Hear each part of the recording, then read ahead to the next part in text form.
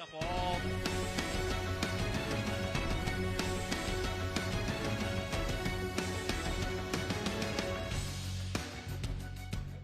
Good evening and welcome to Dixon-Dahl Stadium at Bishop Miege High School. Tonight's Hy-Vee High School Game of the Week. It's week one in Kansas high school football and a big-time EKL matchup as you've got Blue Valley Northwest taking on St. James Academy.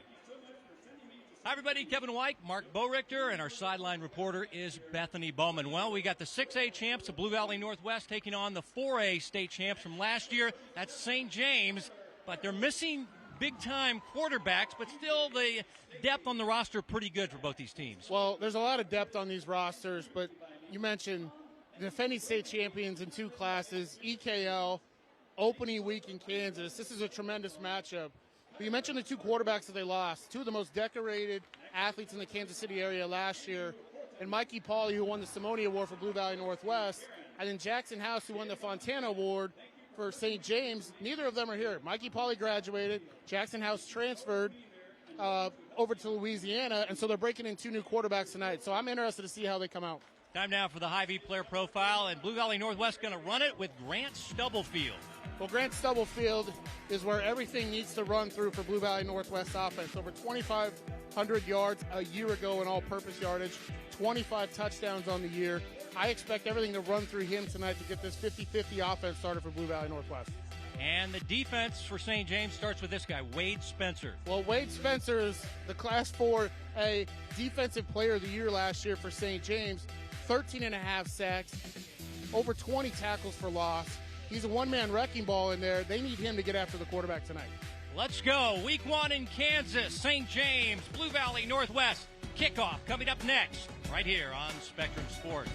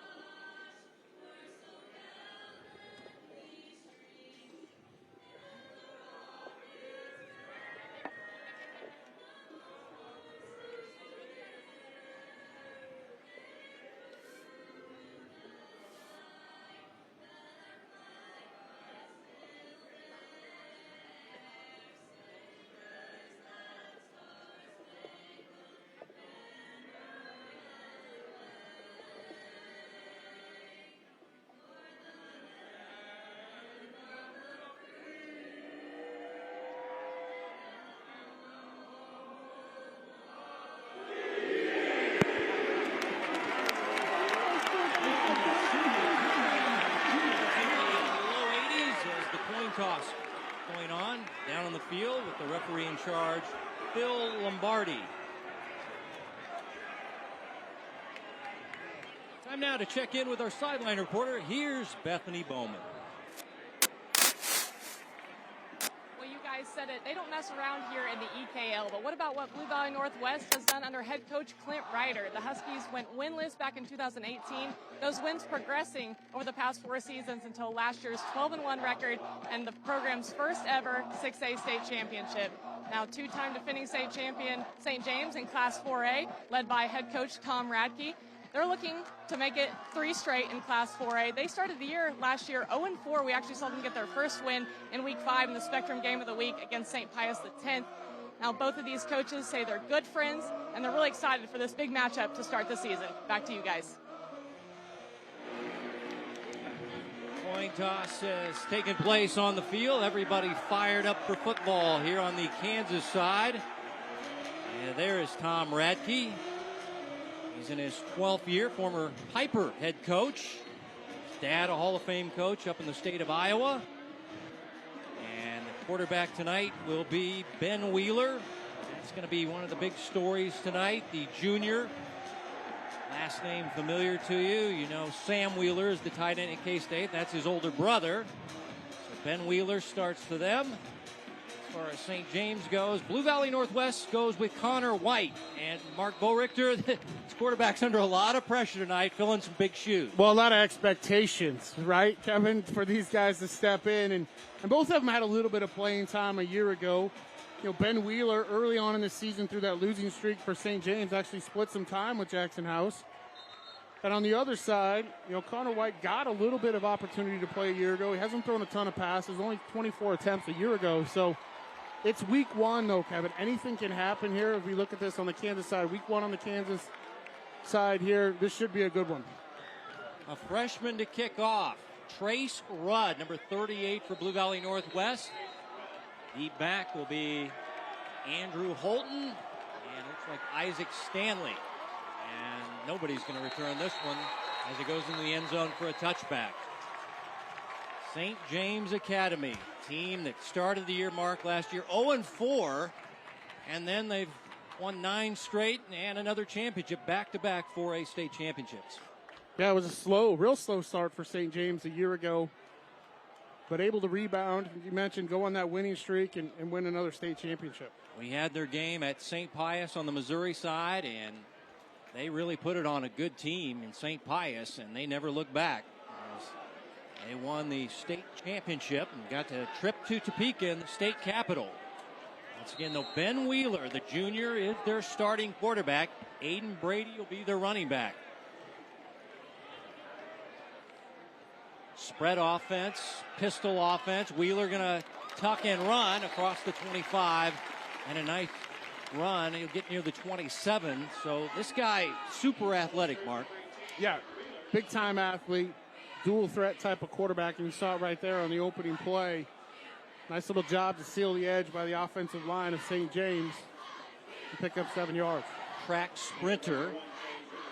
Also does the long jump, the triple jump.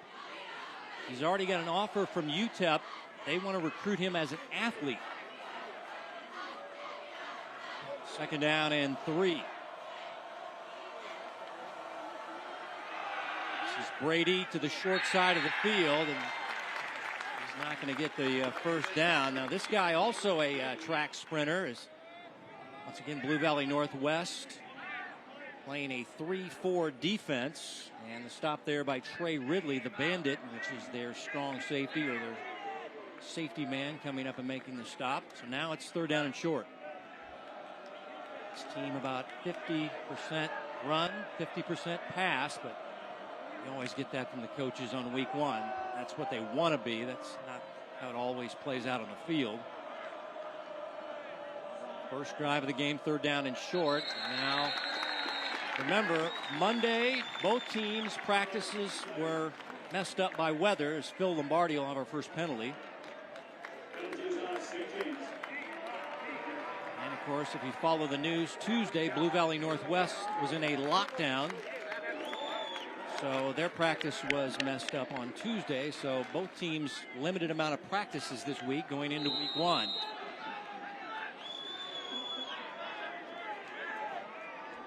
Now it's 3rd down and 7.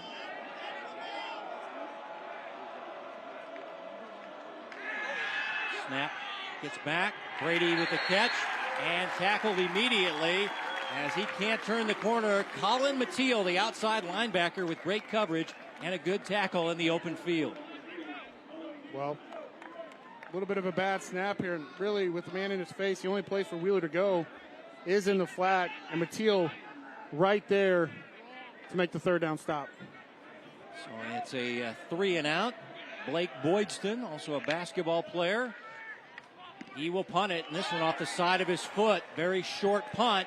Won't even cross the 50. Great field position for Blue Valley Northwest on their first drive of the game. They'll take over at the 48-yard line on the plus side. And now we get Connor White's debut tonight. And this is a guy that's been around the program for a long time. They know a lot about him. Well, they certainly do, and he's been successful at every level so far within their program. And quite frankly, he might have started a year ago had Mikey Pauling not been the starting quarterback. So He's got huge shoes to fill, but they are head coach Clint Ryder and this Blue Valley Northwest staff is extremely high on him. Been coming to the Husky camp since he was in middle school, so they know a lot about this young man. 6'2", 175, a senior, team captain. On 1st and 10, turns and throws a slant, and catch is made.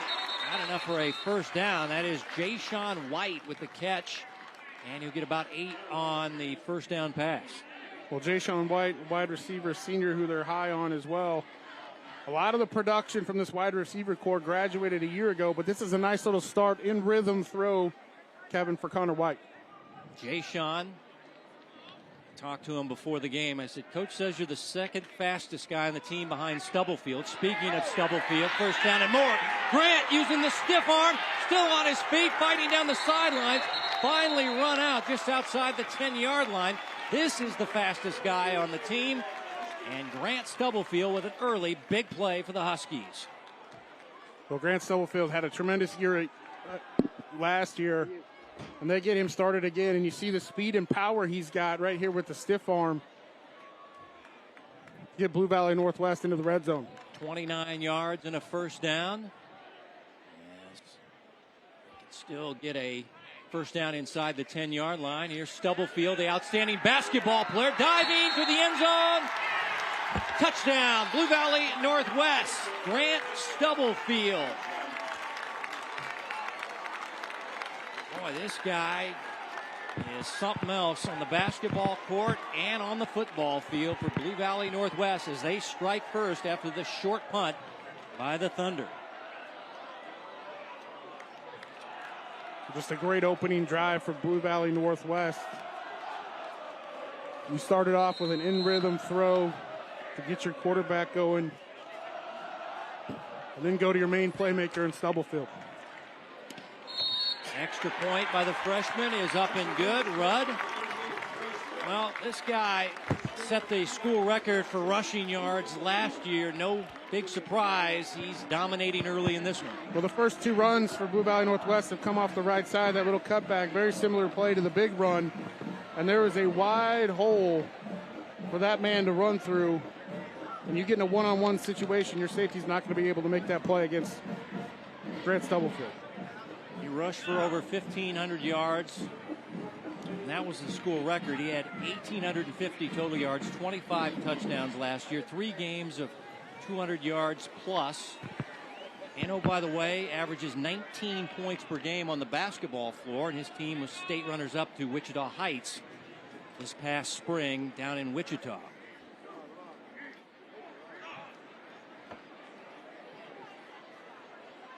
Special teams coming out for Blue Valley Northwest. 12-1 last year. Program that not too long ago there was talk that maybe they were just going to not have a football team because the football team was struggling so bad. And in came Clint Ryder and turned things around. Now they have a big trophy in their trophy case. 6A state football championship. Here's Rudd, the left-footed soccer-style kicker. And the 9th grader's got a powerful leg. So 1st and 10 from the 20-yard line. And now we see the offense for St. James Academy coming out. And on the first drive, we saw a penalty mark. And early season penalties, I mean, they're drive killers. Sacks, penalties can really wreak havoc on a drive, and I think that was the case with the St. James first drive. As here's Wheeler rolling, throwing, incomplete. As he was trying to get a quick pass out to LeCamp, the tight end there, and it was Aiden Beheimer. Here's a guy that's back from this team and is a big-time player on the defensive line for the Huskies. Well, you see Beheimer inside right there, breaking through on the boot, but still good coverage out on the campus. You talked about it, Kevin, right there. St. James trying to get a little high percentage throw as well, but Beheimer with the pressure inside.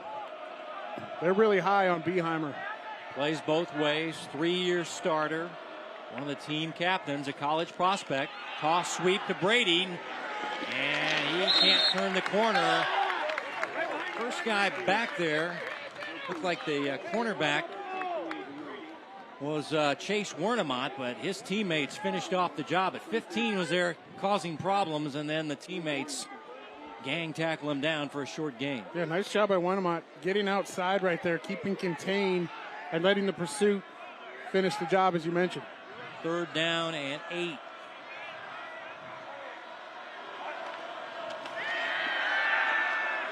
Wheeler flushed. Wheeler tripped up, going down. Nice play there by Mateo, the linebacker, as he stayed home. That was his assignment, to spy the quarterback, and he had to make a one-on-one play, and he got it done. It was, but he gets flushed here because Will Goddard comes off the edge on a side play on the other side of the field, was lined up over the slot, came on basically a linebacker nickel blitz from the slot, pushed Wheeler that direction. Boydston, who averaged 33.6, had a very short punt on his first attempt. This one down the field. Nobody back to field it. And it'll get the Kine Field turf roll down near the 20-yard line, just inside. So it'll be about a 56-yard punt, no return. And now we get Clint Ryder's offense back out in the field. This is a spread offense. They too like to be balanced. 50% run, 50% pass. They averaged 44 points per game last year. That's with the Simone Award winner Mikey Pauley at quarterback, who's now at Nebraska. And I saw him on the football roster. As we go back to the Hy-Vee scoring drive, and Grant Stubblefield with that big 29-yard run set it up. Well, he did, and then finish it off with the 12-yard run in only 44 seconds. So a real good first drive for Blue Valley Northwest, and they started on the opposite side of the 50 as well. So backed up here to start the second drive. From the 19, play action. Quick pass to the outside, caught by Gavin Hoffman. Check that. That was Peyton Ashley. As pick play maybe there as they set up Ashley to the outside. He makes the catch. And he goes for a gain of 5 yards. 2nd down and 5. Pistol formation.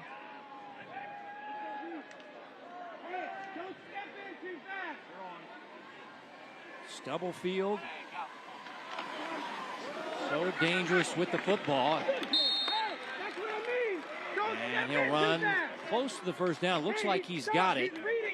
Last year he wore jersey number 5. This year number 2. But Mark Borichter, same results with this guy running the football. Well, it was a little twist inside by St. James there. So Jaden Mabian coming around the edge, but able to collapse back down and make the tackle.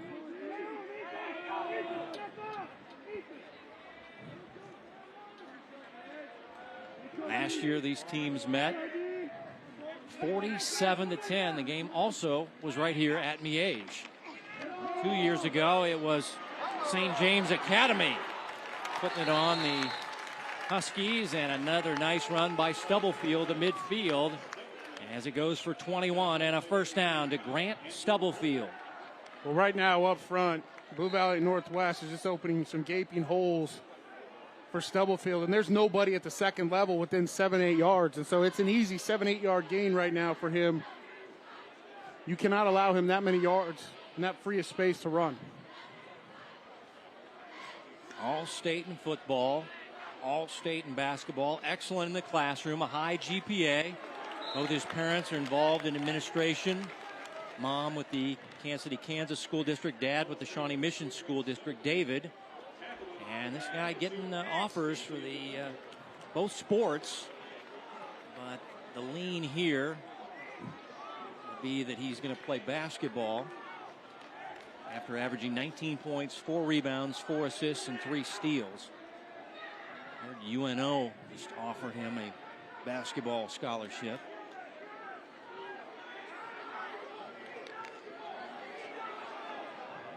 Player of the Year in 6A Kansas high school basketball, and another great run by Stubblefield, just taken down there by the linebacker Bolts, or he might have gone the distance. I want you to watch the pulling guards right here coming through. Offensive line getting some work. H-back inside.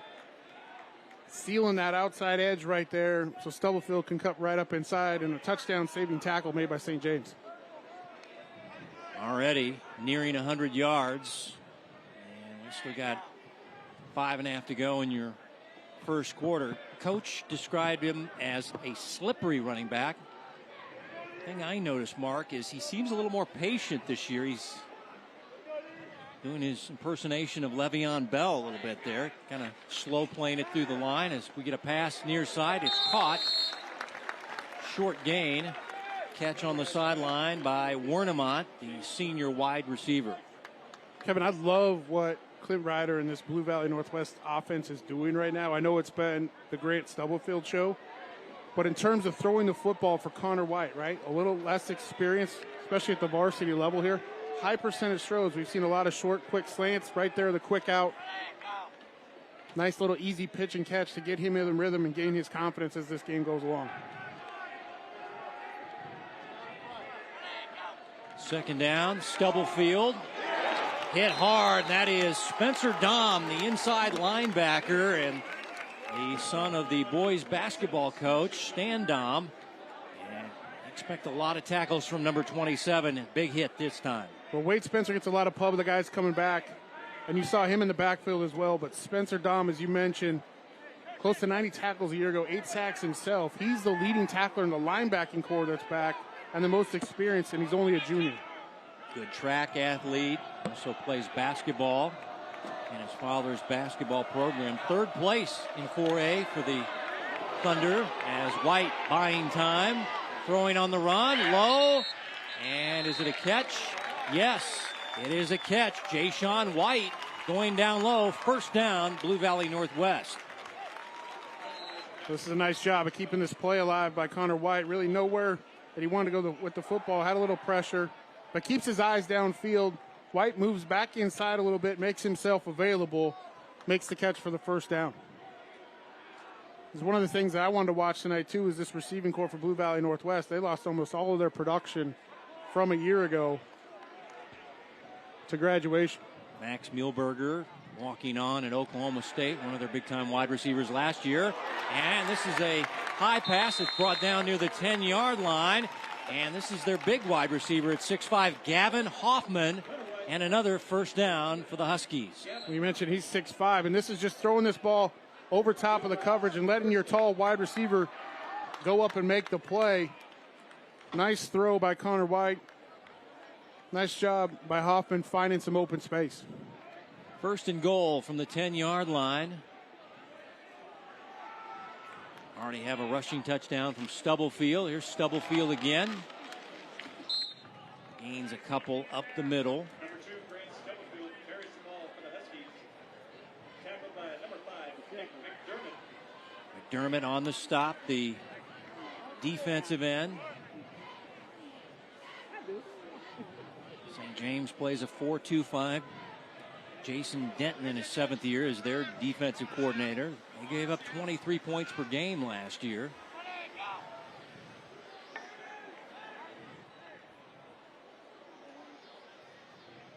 Again, that pistol formation, Stubblefield right behind the quarterback.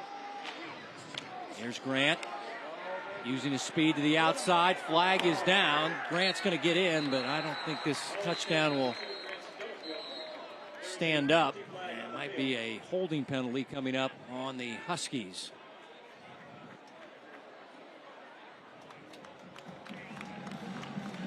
We get a wide receiver out there holding, Mark. Yeah, right out here. Yeah, right here, the extra little grab on the shoulder pad. That's where that came in. Nice job of selling it a little bit by the defender as well, but you saw the jersey and the shoulder pads came out of the jersey a little bit. That official sees that, it's going to get you every time. So the first real hiccup here, though, for Blue Valley Northwest offense on that holding call.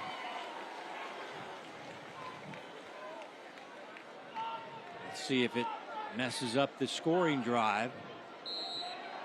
Ball back to the 16-yard line. The second and goal from the 16.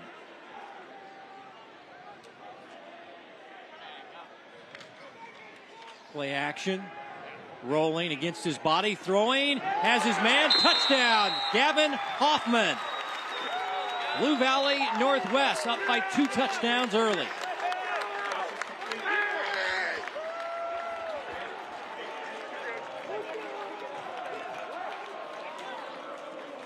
Well, when you run Stubblefield as much as you have so far here in the first quarter, any little play action, and watch the bite from the defensive end allows Connor White to get outside and then find Hoffman for the touchdown. But no contain by St. James on the outside. Even better look at it right there. White letting Hoffman clear the coverage before delivering the football. Rudd 2 for 2 on PATs. There he is, Gavin Hoffman, 6'5", 190, a junior. I was having a conversation with he and Jay Sean White before the game, and I mentioned that Coach said Grant Stubblefield's the fastest.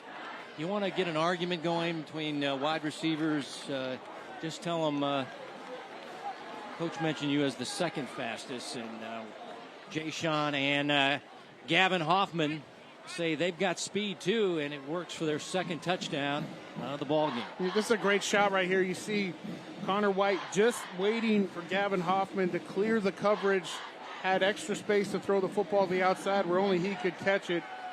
And that's 2 drives now for Blue Valley Northwest and 2 touchdowns, Kevin. Very efficient so far for the Huskies to start this game. That was a long drive. Didn't get sideways with the holding penalty. Now they have a rushing touchdown and a passing touchdown as they go 81 yards on 11 plays and take off just over 5 minutes off the clock. They lead it now 14-0 as Rudd bombs another one into the end zone.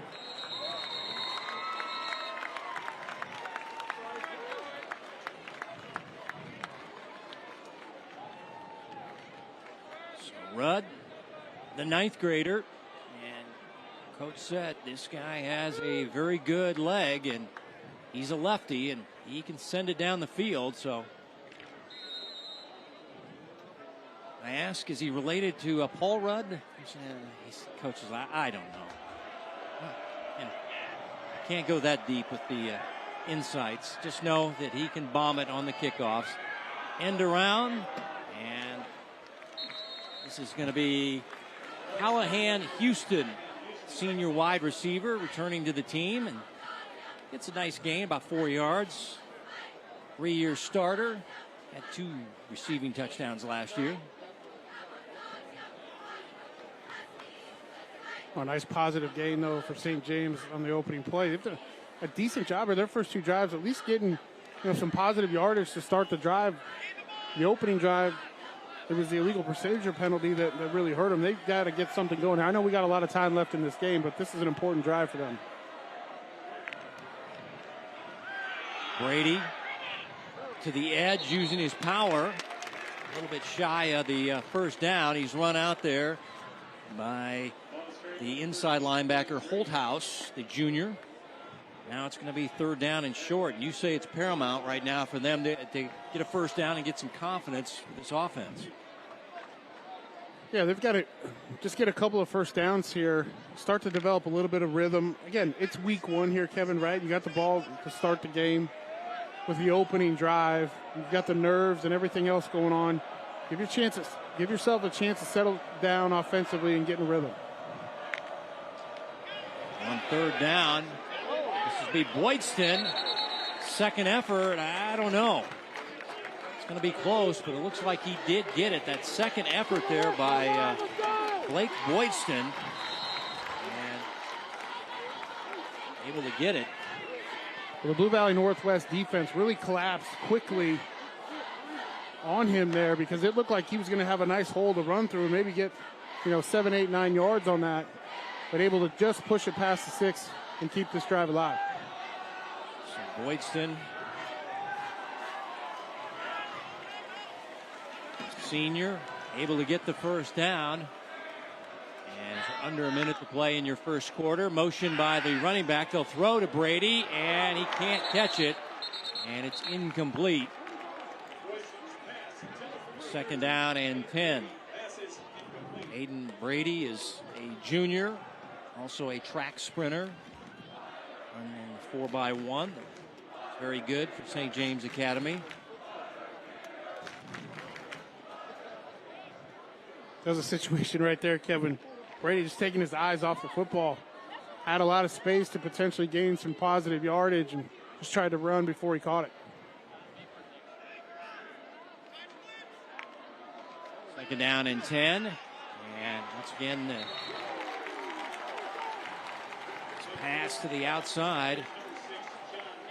And it is Johnny Neeson with the catch. And he'll be just a little shy of the first down. So they've made a change at quarterback.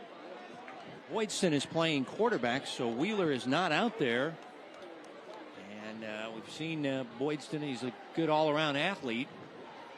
Don't have any update on Wheeler's status, but they have made a change at quarterback. Now facing a third down and short. Brady to the outside, not going to get a first down. Boy, they were all over Mateel on the edge again. And also Holthouse was there. And that is the end of the first quarter. Blue Valley Northwest, the reigning 6A state champs, leading by 2 touchdowns after 1 on the Hy-Vee High School Game of the Week.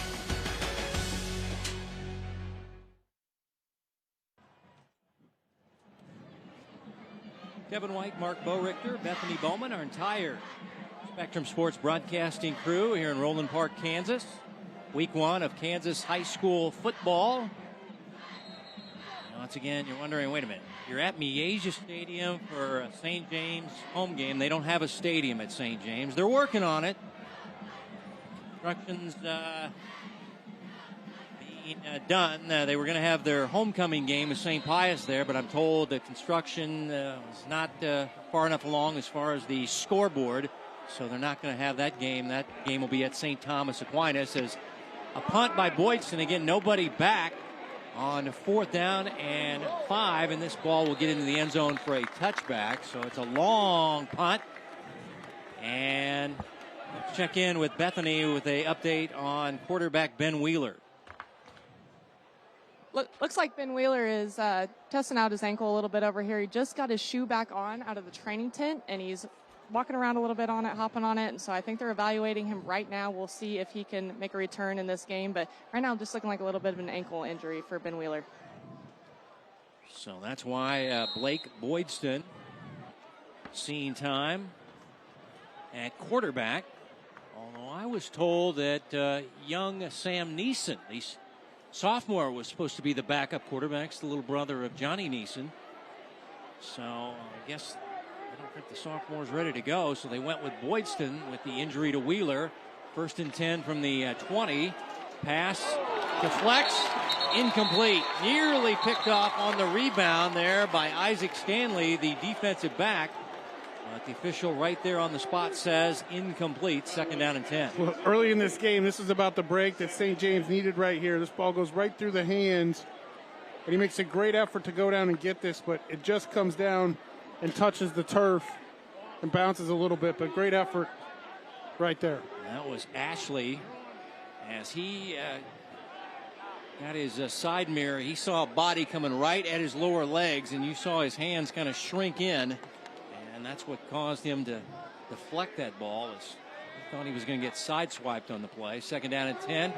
Here is Stubblefield spinning his way just across the 25-yard line. Nice run. So it'll be 3rd down coming up for this Husky offense.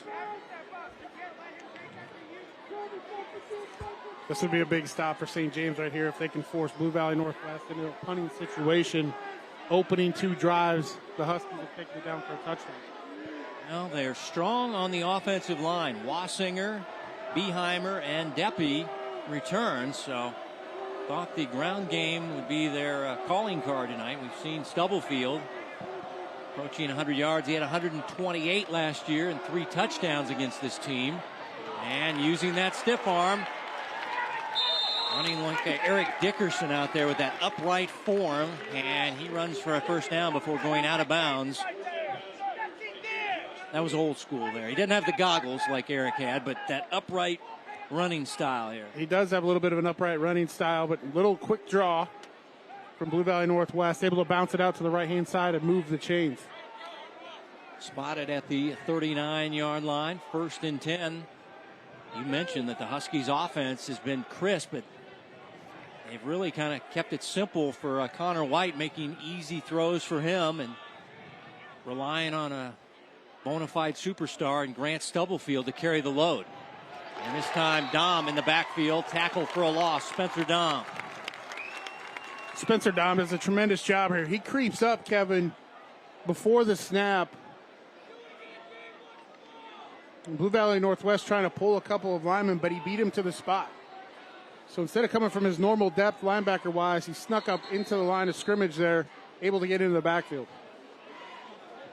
And we've got an injury to Grant Stubblefield as he will come off the field. Well, that last run, he took a shot, Kevin, the long run for the first down on the sideline, right at that hip, and he was kind of favoring it before this previous play. And it's Lovey Polium out as the backup running back. So we hope Grant is okay. There is Lovey.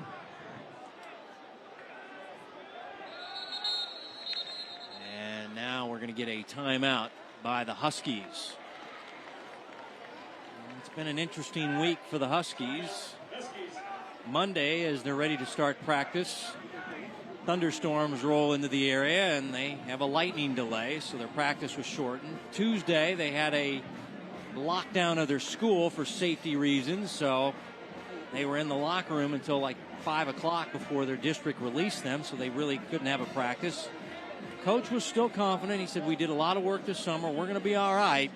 But deep down inside, Mark Boricker, you know these coaches hate missing practices here right up on week one. You always hate missing practice leading up to week one, but the good news is you've had a couple weeks, because it is week one, to get into your camp. You've already started to prepare for week one. You're not quite as panicked as you would be, had this been week 2, week 3, but it's just something you have to deal with and figure out a way around it. Coach still gracious enough after the lockdown. He came out and he had his 6-year-old daughter, Reese Ryder, there with me, and we did a shortened version interview afterwards, and he was very helpful.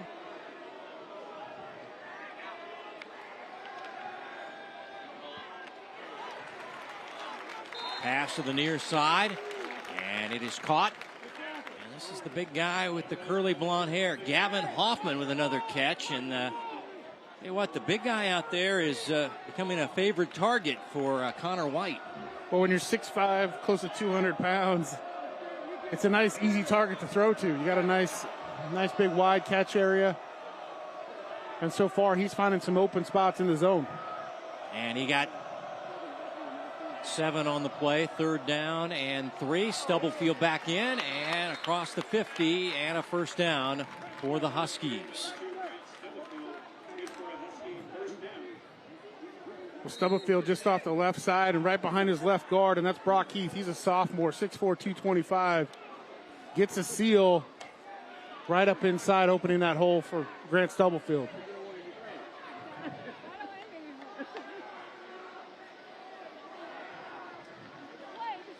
Play action, White flushed by Wade Spencer and trying to take off, and he is hit hard by Mabion, the defensive end, and they'll lose yardage. He'll get credit for a tackle for loss. Jaden Mabion. A little play action, but you mentioned Wade Spencer in pressure, flushing him from the pocket, and then good pursuit by the St. James defense to get there. Also, Ethan Bolts, the inside linebacker. But Mabion was a honorable mention all EKL player. Also a rugby player. 2nd down and long.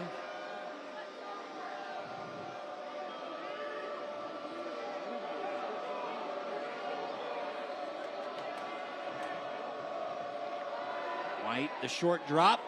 Down the field, down the seam, and it's broken up. Jay-Sean White took a hard hit there, and the ball jarred free, incomplete.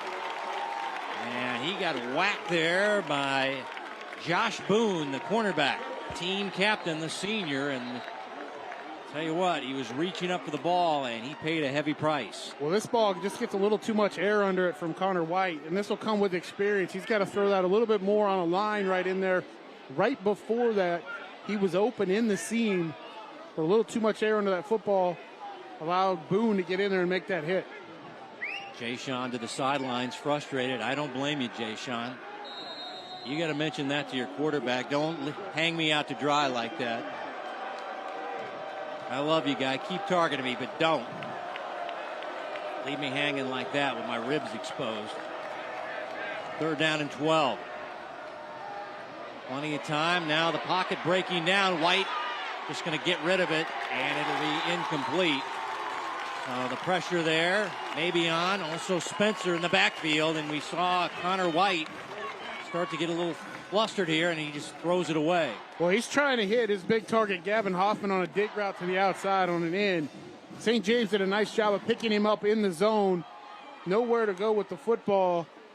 And then maybe on continuing the pressure and forcing White to throw that ball away. Connor White will punt the ball, like you see a lot of quarterbacks. And this will be fielded at the 20-yard line. And returning will be Holton. And a good return, as he'll get a 10-plus on the return after the 30-yard punt. And now, let's see who comes out for quarterback. It looks like it's going to be Boydston again. Yeah, Wheeler's standing on the sideline about the 25-yard line. Still trying to get that ankle loose a little bit. Boydston on the roster that I have is listed as one of their quarterbacks, but Coach Radke said they're loving this Sammy Neeson, the sophomore, and he'd most likely be our backup, but maybe they're going to go with the veteran leadership of Boydston, also listed as an outside linebacker and punter for the team. And Boydston is gang tackle for a loss. And that defensive line led by Beheimer doing a great job here for the Huskies. You're going to watch 55 from his defensive tackle position. Just stay with the quarterback here. That's a read play based on what the defensive end is. He got upfield, but Beheimer able to shed the block inside and nowhere to go for Boydston. They've got Beheimer, Bondar, Knapp on that defensive line. Beheimer, the most experienced player.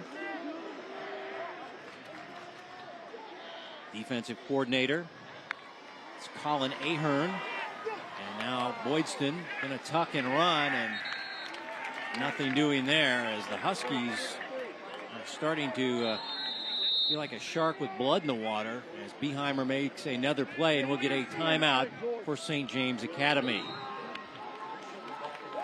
Well, Coach Radke right now calling a timeout here with 3rd down and long. Give his guys a little bit of rest. Talk this over with the offensive line, too, here, Kevin, because you've got your backup quarterback in the game. Get some things straight up front because there's too much penetration coming in right now. No time to throw the football, and then even in the running game, you mentioned it, Blue Valley Northwest almost seems like a shark with blood in the water right now. They sense the backup quarterbacks in and getting really, really aggressive up front. Well, the Thunder wearing a special sticker tonight, Carolina blue sticker to honor Coach Huppy. Yes, and of course Coach Huppy works our broadcasts here, and we all want to say get better, Coach, and we're thinking about you, praying for you. And Coach Radke and the team wanted to make that special message tonight about the sticker on the back of their helmet. Even though I've worked with Coach on about 1 million basketball games, I never knew he was a UNC Tar Heels fan. He knows I'm a Jayhawk fan, and he never poo-poos the Jayhawks. But there it is for Coach Huppy, and they're thinking about him. And we're praying for you, Coach. Get back soon, as now 3rd and 14. Pass over the middle, 1st down and more, as there is their star wide receiver, John Neeson, across the 45 for a 1st down catch. Well, this is a nice job at Boydston here as he gets flushed from the pocket to keep his eyes downfield and find Neeson working his way across. I mentioned he's the #1 target. He was an all-state player a year ago, most experienced wide receiver back for St. James, and that's a huge third down conversion. They got for the 19 Thunder. yards on that passing play. Might be their biggest play of the ball game. As here's Boydston rolling, throwing. Pass is complete. And the receiver breaking a tackle. That is LeCamp, the tight end. And he's a big guy at 6'7", over 200 pounds. And he gets some yards after the catch on this play. Well, I'm glad Boydston didn't throw this down here at the bottom of the screen, Kevin, because Blue Valley Northwest was all over it. But peace of mind to look the other direction, find his big tight end out wide, and able to pick up 9 yards. Bennett Ratcliffe finally made the stop. He's a guy that saw time last year, inside linebacker on the team. Second down and short. As the Thunder moving the football, needing points before halftime, looking down the field to Neeson. Oh, can't get it this time as he went up high but could not reel it in. Coverage there by Nate Livingston, the safety man, number 13 for Blue Valley Northwest. This is the first real shot St. James is called tonight, shot play, and I like it. 2nd down and 1. Good opportunity to take a shot down to your best wide receiver. Just unable to come up with the catch. If you can lead that ball out just a little bit further, this might be a touchdown. But I love the play call in that situation, Kevin. 2nd and short. You've got some things moving. Go ahead and take a shot here, and now you're set up for 3rd and 1. 1,275 yards receiving and 8 touchdowns for John Neeson. All-state wide receiver, excellent track athlete on the 4x4. They got first place in that relay. Also plays on the basketball team, gets about 9 points per game, and this play is blown up as Brady is thrown down, and that is Gutierrez, the outside linebacker, and they say pound for pound the strongest guy on the team, the senior. Now 4th down, Mark, and you've got a 4th and 4. Boydston is also the punter, now playing quarterback with the injury to Wheeler. And are we going to go for it, or are we going to give a little quick kick or pooch punt? Now Boydston going to take off, and a nice move in the open field. Boy, I thought for sure he was not going to get that first down, but Blake Boydston, showing off the athleticism, runs for a 1st down. Well, one thing Blue Valley Northwest is doing is they're sitting all over these shallow routes right now. They're in St. James to go deep. But you see Boydston really kind of pressed the outside and then cut up inside, knew exactly where the sticks were, and that's a huge 1st down on that 4th down conversion.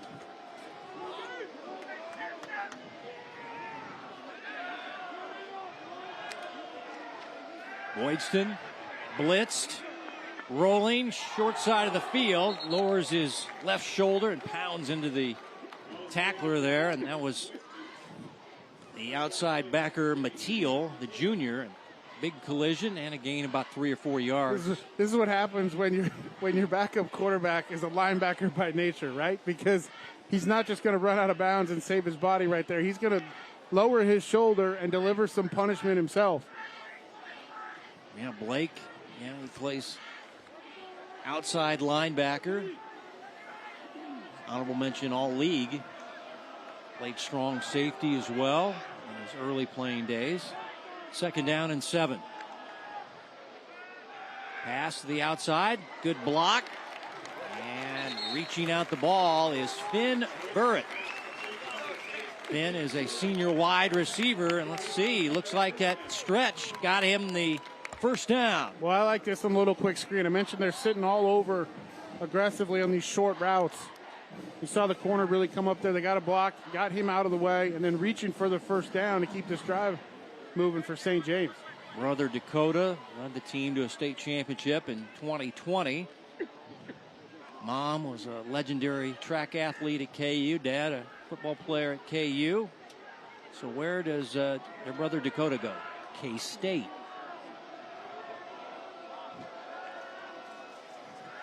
First and 10. Boydston avoiding the rush. Quick pass. Burrett again.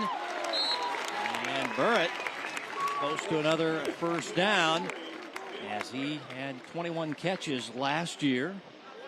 Kevin, I've been impressed by Boydston coming in here. The poise he's had at quarterback, avoiding the rush, stepping up in the pocket, getting his eyes right back downfield again, finding Burrett for some positive yardage. Yeah, it's kind of panic city when you're first out there. You could see it, but now he's starting to settle into the game and moving this team down the field. Keep it on the ground with Brady. Breaks the tackles and inside the 15 before he's taken down there. Trey Ridley, the bandit safety man, makes the stop, but not giving up is Aiden Brady with a first down run. Well, Aiden Brady's not going to be a flashy runner. He's just going to grind it out, and you're going to see him right here put his shoulder down, kind of run into his own man, but keeps the legs driving, able to bounce it outside for another first down. That was Burrett, the wide receiver, blocking down the field. He kind of bounced off of him and able to acquire the first down. It'll be at the 15-yard line. Aiden Brady, Jr., and we mentioned that he is a track sprinter, so he does have good speed. And now Boydston has to pick it off the turf. Will take off, and Blake pounding his way inside the 5, and he'll have it first and goal now for the Thunder. Broken play turned into a successful play. Again, the poise right here, doesn't panic, realizes there's a lot of open green turf in front of him where he can run this ball, cuts it back inside and able to pick up another first down. And as you mentioned, now first and goal to 2. Well, the ball was on the field and he improvised, and it'll be first and goal now for the Thunder, trying to get back in this game here late in the second quarter. Brady pounding the left side. Brady loses the ball as he goes in, but they say touchdown, and it's covered up anyway by the Thunder. Johnny Neeson covered it up, but they said it was already a touchdown. Aiden Brady, 2-yard rushing touchdown, 14-6. Blue Valley Northwest. Well, nice drive by St. James. So watch Brady right here. Just put his nose down, understands he's got to get to the end zone, and then breaks the plane of the goal line. That ball pops out about a yard deep after he's already crossed the goal line here. But a nice drive by St. James to get some points on the board. Senior kicker Kyler Harhus in to try the extra point. It's up and good, and momentum shifting here in Roland Park as Boydston and the offense kind of settled down. And get the long drive and rushing touchdown by Aiden Brady. And a couple of things on that drive. Quarterback seemed to find his grip on the game. They got a few explosive plays with pass plays down the field, and they're back in this ball game now. They are, in the big fourth down conversion as well. Yeah, at good point. At midfield, but it wasn't the prettiest of drives from time to time for St. James. But Blake Boydston has come in for the injured Ben Wheeler and done a nice job of guiding this offense. He's had poise, kept his eyes up the field in scramble situations, able to make some plays out of plays that were broken, and it's just done a really nice job, and it showed right there on that drive. As those guys are all fired up there. That's Bill Pekarik, former Lansing coach there. He's on the staff for St. James Academy.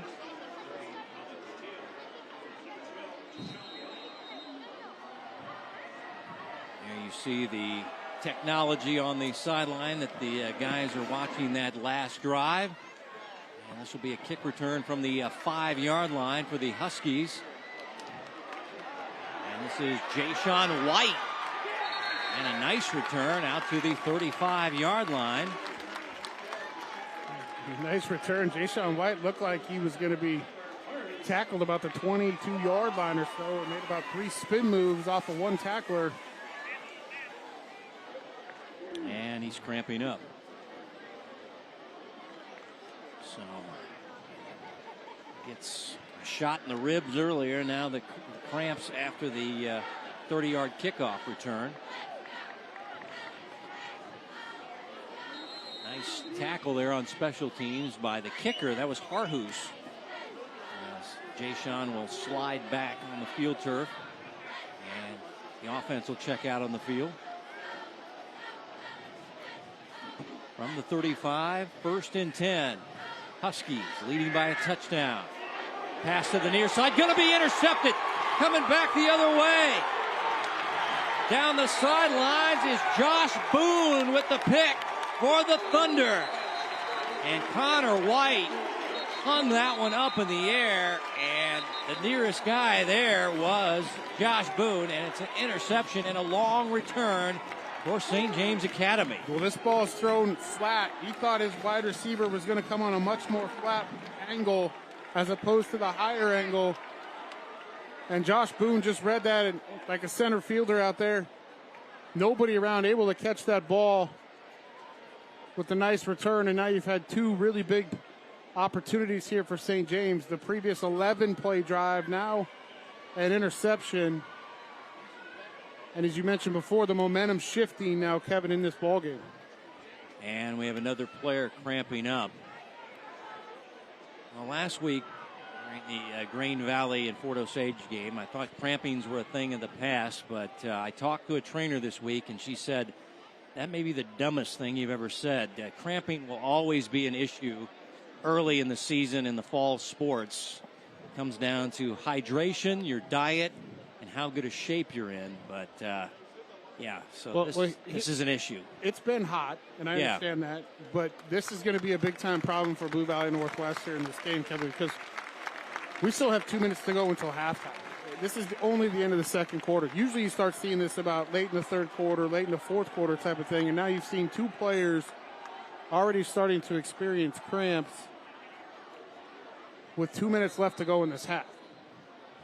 And that was Gavin Hoffman, the wide receiver we saw catch a touchdown back in the first quarter. And, yeah, are you hydrating throughout the week? What is in your diet? Are you getting enough sodium? And how good a condition are you?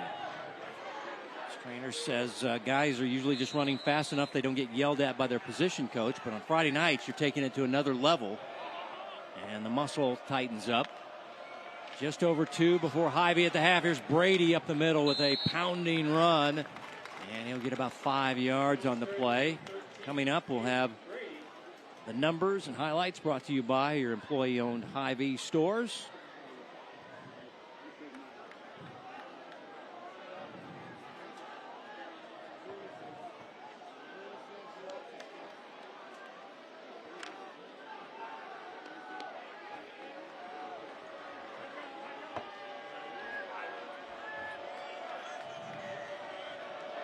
Second down and 6. Boydson in it, quarterback Wheeler injured with an ankle problem. Passing to Neeson, and he makes the catch. Touchdown, St. James Academy. Neeson had eyes on the ball. The defender, the cornerback, did not. Neeson said, I'll just pull up and snag it out of the air, and we got a ball game here at Dixon-Dahl Stadium at Bishop Miege High School. 14-13, Johnny Neeson. Well, we mentioned he's their most experienced wide receiver back from last year. He had 1,200 yards and 8 touchdowns a year ago, Kevin. A lot of production, and he's been the guy so far that's been a spark here in the passing game for St. James. And Boydston threw that ball up and let him make a play. The Redhead strikes with his first receiving touchdown, and the extra point is up and good by Harhus. And didn't look good early for the Thunder, but Blake Boydston, the backup quarterback, finding Johnny Neeson as the cornerback there, Hadley, did not turn around, or he did very late after the ball was secured by Neeson.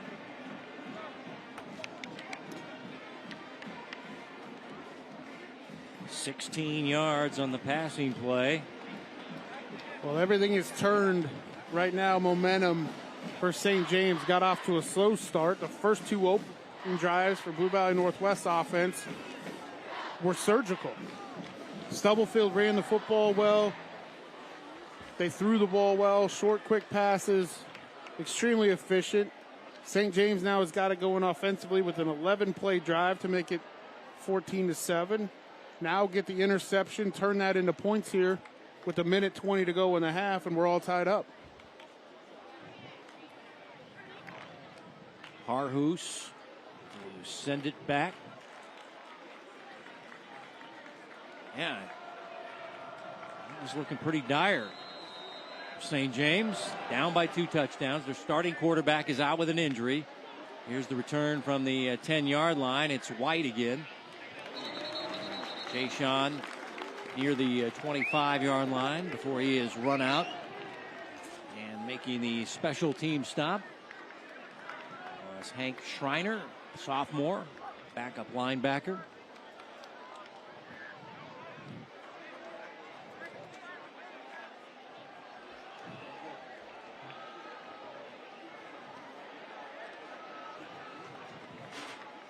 Well, Mark, if you're the Husky offensive coordinator, do you just take a knee here and kind of run out the clock, or are you still trying to get points here with a minute and some change left before halftime? Well, I think you got an opportunity here. You've been running the football well.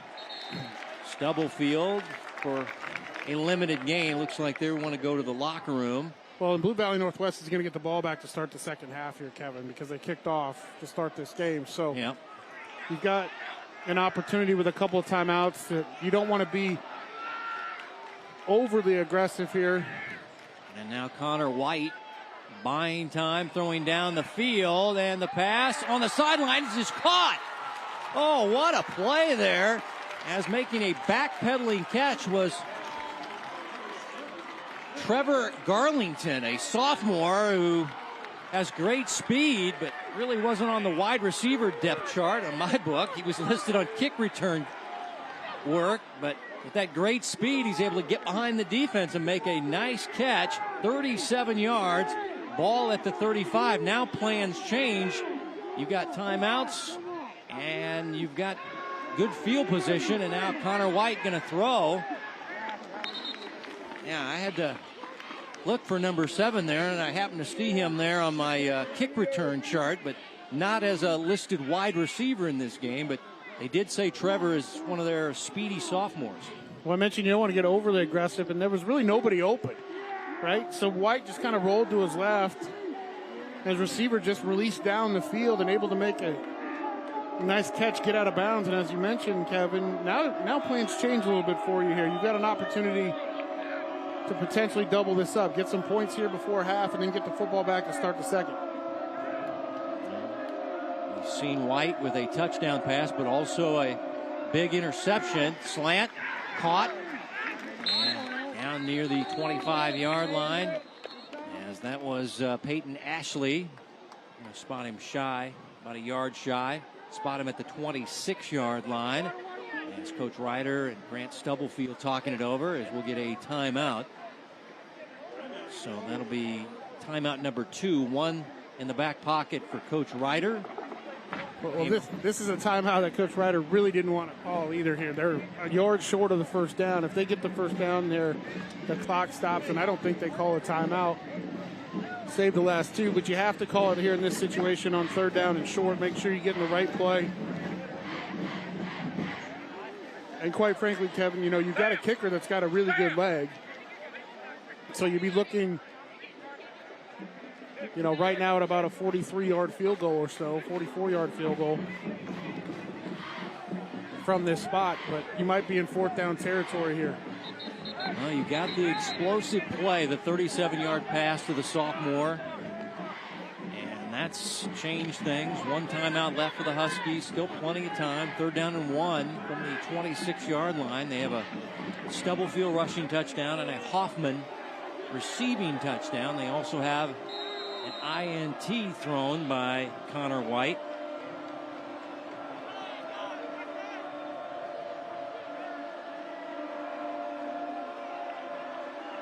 Crowd making a lot of noise. A lot of people here tonight, but it is a gorgeous Johnson County night as the sun's gone down and the temperatures are really feeling good right now as Stubblefield runs for the first down. And now you got a first down. You got to get up, get on the football, clock and stop to move the chains. But you gave yourself options there, right? That's why you called the timeout on third down. Get in a play. Still a lot of time here for Blue Valley Northwest. Clock is restarted. Connor White pumping. Now throwing toward the end zone, and the pass going to be intercepted in the end zone by St. James Academy. Taking it away was Isaac Stanley. He just boxed out the receiver there and made the catch. Second interception thrown tonight by Connor White. Well, Connor White's going to learn from this throw here. This is just getting a little bit greedy, trying to make a play. And I know it's a 50-50 ball, but understanding the situation here, he's got room to run to the outside if he just goes with one timeout still in your pocket. But this was played really, really nicely by Stanley on the outside. And now he was boxing out Gavin Hoffman, who goes 6'5". And Stanley, let's see what the roster lists him at, 5'9". He got inside position. Got his head around, picked up the football, and did a nice job. And that's a great way for St. James to end this half. So they deny a scoring drive. They've got back in this ball game. Their starting quarterback is out with an injury, but they're right back in this ball game. +2 in turnover ratio. Blake Boydston leading the offense. As they got a rushing touchdown by Brady and a 16-yard touchdown pass from quarterback Boydston to John Neeson. So we have reached Hy-Vee at the half. 14-14, week 1 of Kansas high school football in the Eastern Kansas League. As we're going to go down on the field for our Hy-Vee halftime interview. And let's check in with Bethany Bowman. Coach, hate to see Ben Wheeler go down, but Blake Boydston's done a great job facilitating this offense. What have you liked out of him? Blake's just a special player. He's, he's a senior captain. He's our backup quarterback, obviously. He's been state championship game last year, had the big, fourth down there. We're down 14-0. So he knows how to play football. He's one of those guys who just knows the game, loves the game, and he just makes plays. That's all he knows how to do. How about your defense? 2 interceptions. They've got the momentum for you, and how do you keep it? Yeah, I mean, Stubblefield's a stud, right? We know that. And so they had us going, on our heels, early on. We made a couple of big plays in the backfield, but our up front, we know we had some dudes up there. Now we're starting to put some pressure on the quarterback. He's making some throws under pressure, and, we got some guys who are making some plays back there. Thanks, Coach. Good luck in the second half. Appreciate it. Thank you. Thanks, Bethany. Halftime here in beautiful Roland Park, Kansas. What a beautiful sights there. There's the banner and the run out for Coach Huppy. Is his line that he always said at St. James Academy, get with it today. Well, his Thunder getting with it here, tied at halftime.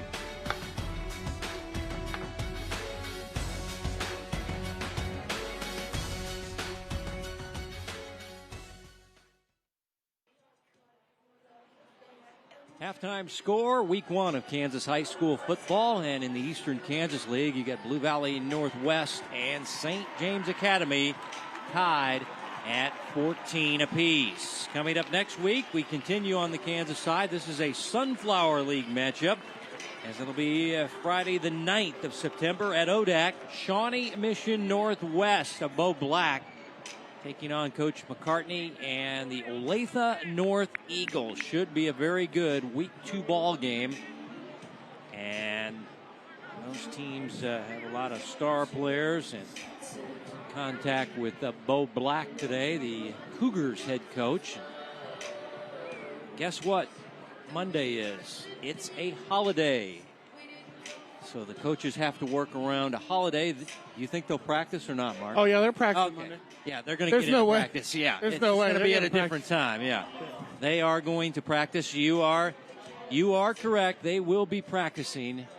Shawnee Mission Northwest at Olathe North next Friday night, the 9th. Let's check in with Bethany now. Coach, you got up early out of the gate via Grant Stubblefield rushing touchdown and Connor White to Hoffman. Where'd you get away from that offense? Well, I think it just kind of snowballed on us. I mean, we had a long drive and they ended up stopping us, and then we kind of got into a 2-minute situation, and I don't think I put them in very good situations with that. So we'll clean it up. We'll get back to what's working, and we'll be right for the second half. What adjustments did you make in the halftime locker room? Just getting back to the basics of what we do and what we do well and what's working. So, there's nothing new or recreating the wheel or anything like that. It's just, we got to tackle better and we got to stop turning the ball over. Thanks, Coach. Good luck in the second half. Thanks, Bethany. As teams out on the field getting stretched out, there is Connor White. Your thoughts on his first half? Early on, they were making safe pass plays for him, and he was making good decisions, but then we saw the 2 interceptions. Yeah, I like the approach early, and I mentioned it, that a lot of short, confident throws that really aren't stressing your decision-making at all. Where they got in trouble is trying to take some shots a little bit later on in the second half. And the first interception, it looked like a miscommunication between he and his wide receiver. He threw the ball a little flatter angle than what his wide receiver took. And if he throws that high, it might be a touchdown. But, and that was a situation where, Josh Boone was just underneath it and able to take on everything. And then, the one toward the end of the half, Coach Ryder's talking about putting him in a bad situation. I don't necessarily think they were in a bad situation. They tried a 50-50 ball. Isaac Stanley made a great play for St. James, but I'm going to give a lot of credit to St. James. St. James really, I'm not saying they weren't ready to play when they first started this game, but they got a little shell shock because Grant Stubblefield came right at them. Olathe Northwest was opening up some wide holes. St. James was able to settle down, get into their offense, understand that it's going to take a little bit of moving the football methodically, and of course they had a little bit of the adversity with their starting quarterback going down with an ankle injury. And he's not out warming up, by the way. He is done for this game. Yeah, and so Blake Boydston coming in and doing a nice job and playing poised with some upperclassmen leadership for them, really making some plays. And they just really settled in there in the second quarter. Again, tale of 2 quarters to start this game here in the first half. We'll see what happens here in the second.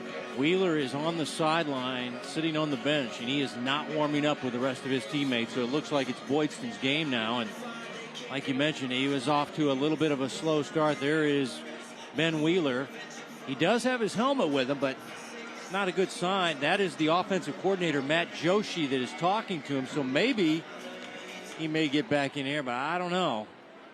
Joshi played his high school ball at St. Thomas Aquinas in his 12th year, but I don't like Wheeler's chances of coming back here if he's not warming up with the rest of the guys out there. No, if he's not running around, but this is an opportunity for him. They're looking at plays on the sideline right here, being a student of the game, keeping him refreshed on what's going on and what they're looking at.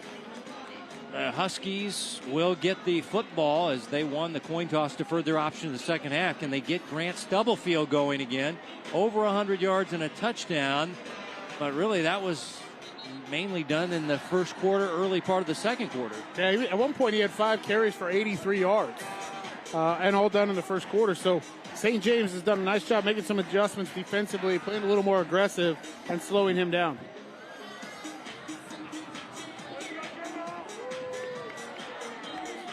Coach Ryder ready for the start of the second half.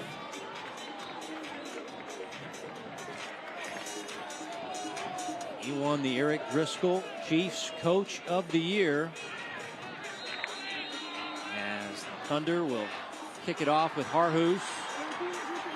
Looks like Jay-Sean White, one of the guys back there.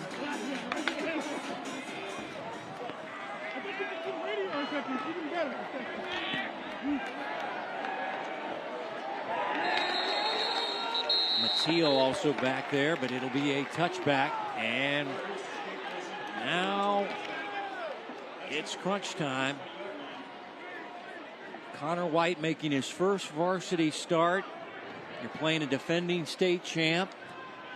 You've taken on some good things. You've thrown a touchdown pass, but now adversity is hit. Now what's number 5 have to do here in this third and fourth quarter? Well, we talk about adversity hitting, but this is a tie ball game right now, right? Yep. So it's you're basically starting off this game, the second half, like you did the first half. We heard it from Coach Ryder going back to the basics. I'd expect the same type of game plan here that they started their opening 2 drives with. Some short, quick passes, gain some confidence in your quarterback.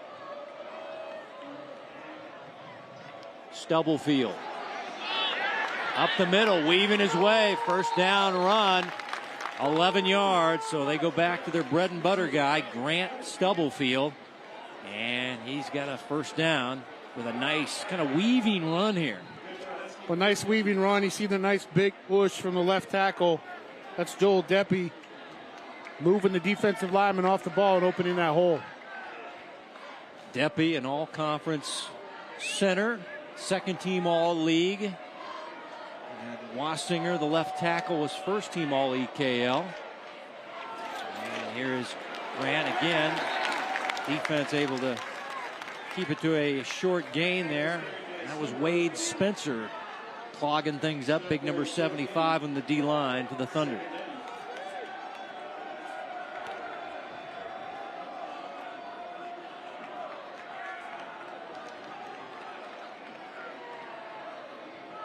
Young man getting Division I offers. A lot of offers flowing in for the Defensive Player of the Year. Also a state qualifier as a wrestler.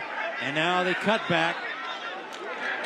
Grant Stubblefield making a nice move. But Stanley stayed with it there. I'll tell you what, Stanley got that interception right before halftime. This is a nice play in the open field. Well, this is what St. James needs from their secondary, coming up in the run game and making some solid tackles. That's the one thing early on those big drives they didn't get. They're a little more aggressive now in the secondary, coming up to force that edge. St. James fans looking for a third down stop. Third down and 7.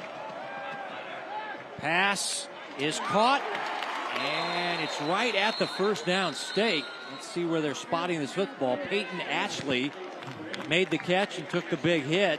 We've got a penalty flag. This is an RPO. We got offensive lineman downfield. The offense downfield. Offense. So not a lot of penalties tonight.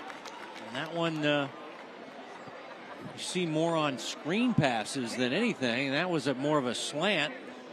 And it looked like they were very close to getting the first down. Now the penalty will wipe that out and make it third down and long. Third down and we're saying 11 with the spot foul. Back inside the 30-yard line. That's the hard part about those run-pass options. The RPOs, those offensive linemen are firing out, assuming maybe you're giving the football to your running back, and when you pull it and throw it, they get too far downfield. And now you're behind the chains even more. False start. Replay third down. So back-to-back penalties on the Husky offense, potentially derailing their first drive of the third quarter. Yeah, this is not the start here initially on this drive with a couple of penalties that Blue Valley Northwest wanted. Yeah, lineman downfield is not a common penalty. False start is a holding. Now backed up to third down and 16 are the Huskies. White goes deep down the sideline and intercepted again. What a play by Isaac Stanley. 5'9", over the shoulder, INT, his second of the game. Well, this is an amazing play by Isaac Stanley because they're trying to throw the football to number 9, Grant Hoffman again, 6'5", down the sideline on a go route. And Isaac Stanley looks like he's the wide receiver here. This ball goes over the outside shoulder as Hoffman kind of comes inside him, stays with it, makes it his second interception of the game. But, Kevin, nothing really hurt it through Blue Valley Northwest there. I know it's an interception, but you were facing third and really long, and this play almost ends up being like a punt for you. Yeah, short punt, but the third turnover of the game. You're -3 in that category. Boydston keeping on the read option, and will get about a 4 or 5 yard gain before he's hauled down from behind. As the linebacker there, Holthouse, making the stop. And also Mabion was there as well.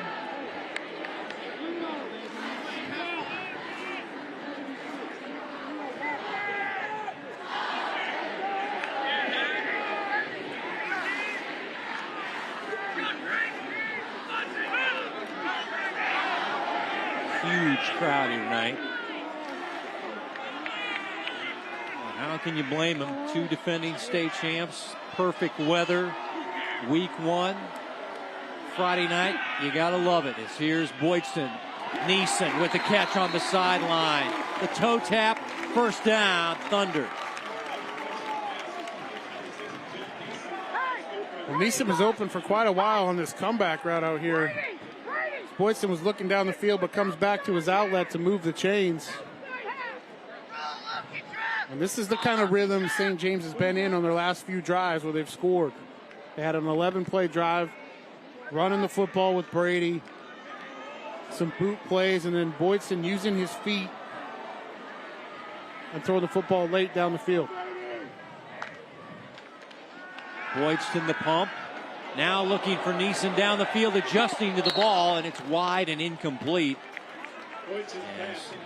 The coverage was pretty good down the field there, Mark. You got to give the secondary a good call there, as now we're seeing players starting to cramp up. As Beheimer going to stay on the field. Well, one thing Blue Valley Northwest is doing is rolling their safety to Neeson's side. They're not letting him that was the get over the top. Yeah, that was the safety. You're right. Good call. So the pump fake on the little hitch, they can be aggressive from the corner perspective because they're really shading his side, knowing the production he had a year ago and the type of wide receiver he is. Yeah, you can see it down here at the bottom of the screen right now. And now this play will be thrown for a loss. Once again, Beheimer looks like he's cramping up, but he's not stopping him from making plays on the defensive side, as it's now going to be a 3rd down and long. What's 55 here? Boom. Ow. Man, the collision, now he's cramping up, and Beheimer will get worked on by the trainer.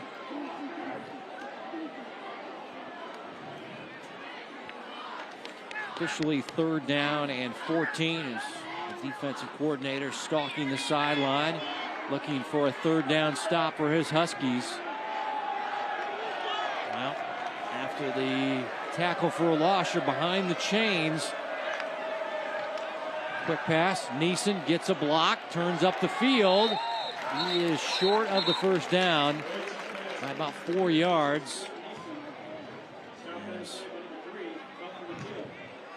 I like this play call by St. James because Blue Valley Northwest is going to bring some pressure off the slot and a blitz.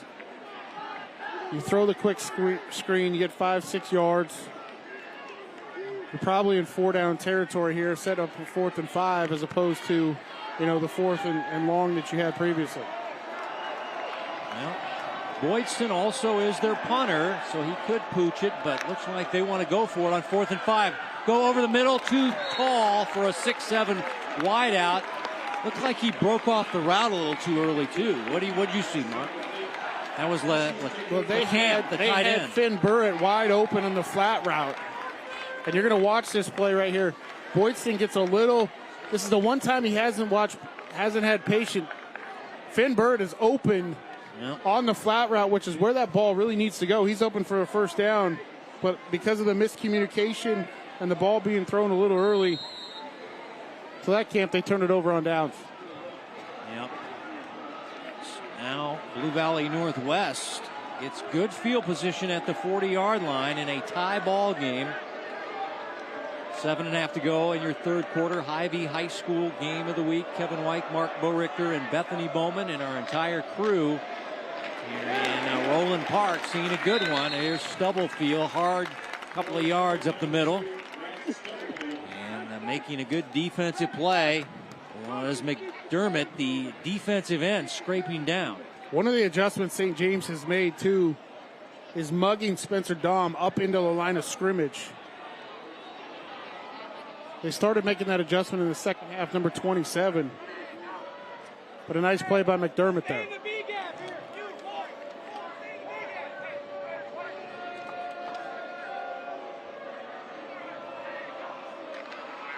Stubblefield, running room. Stubblefield across midfield, spinning. Boy, Grant Stubblefield. Tell you what, when you watch him play football or you watch him play basketball, I mean, this kid just continues to amaze. 18 yards on this run. First and 10. Here's Grant back to work, breaking tackles. I tell you what, he lost the football at the end here. Now, wait a minute, is the play dead? St. James celebrating, but I think they blew it dead. No, St. James has recovered the football. A fumble and a fourth turnover by the Huskies tonight as this ball came out late for Grant Stubblefield. I think this ball comes out right as he's going down. You see right here. Yep, Mabion knocks it out. 44, Mabion that comes in and punches it out. It's a good call. That ball laid on the turf for a minute, rolled up under some bodies, and St. James comes away with it. But as you mentioned, Kevin, the fourth turnover now for Blue Valley Northwest. And this drive right here specifically, it looked like they were starting to get something going running the football with Stubblefield. You're -4 in turnover ratio, but you're still in the ball game, tied at 14. 6.5 to go in your third quarter. Boydson in the offense back out. Motion by Burritt. And now we've got flags down. This is going to be a delay game. To the. It's never something you want coming out after a turnover or a timeout or a quarter. For a little bit of extra celebration. I say extra celebration, not excessive, but guys excited on St. James and not able to get out and get the snap off on time. Well, they got the takeaway. And 3 interceptions, now a fumble recovery, but still tied in the ball game.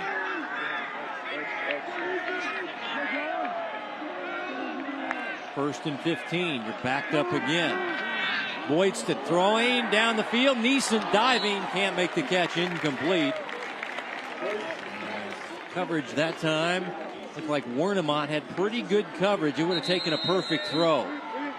This is a really good throw by Boydston, who's now cramping up, but rolling to his left and getting his shoulders turned to throw this ball 40 yards down the field and give Neeson a shot. Well, there's your third quarter cramps you were calling for.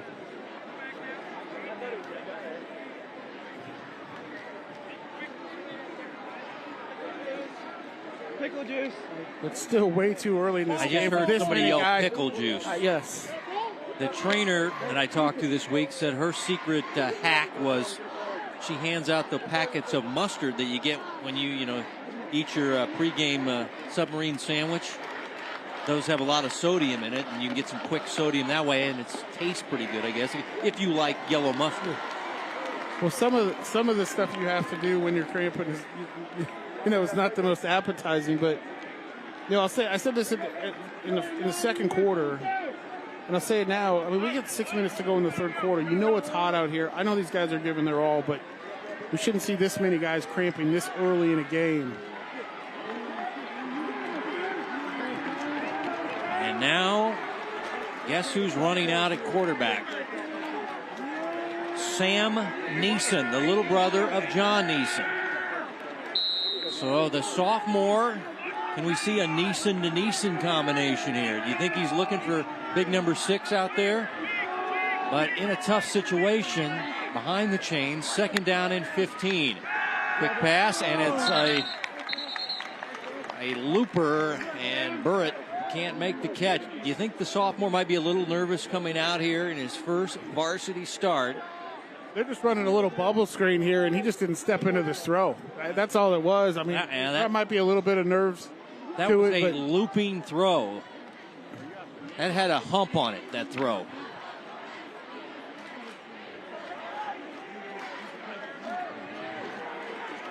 Now 3rd down and 15.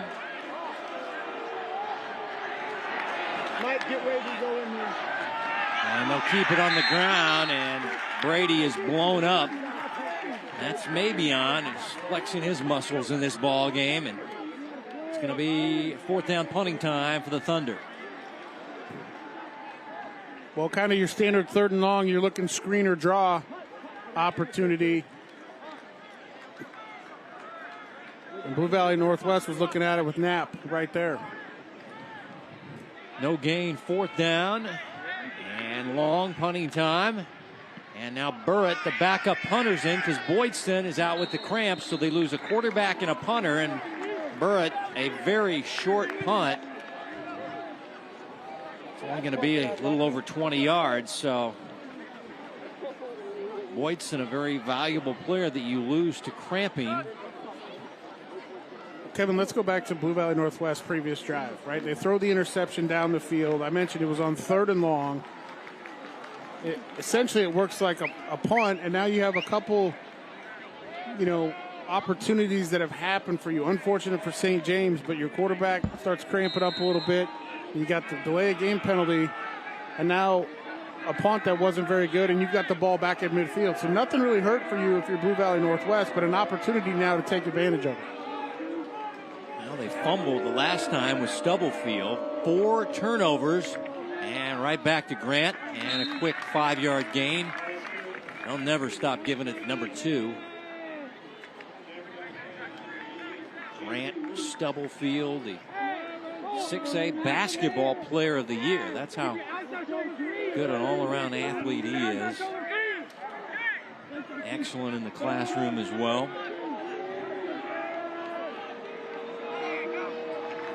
Nice guy, easy to talk to, shows patience here. First down and more as Grant down near the 31, 14-yard run.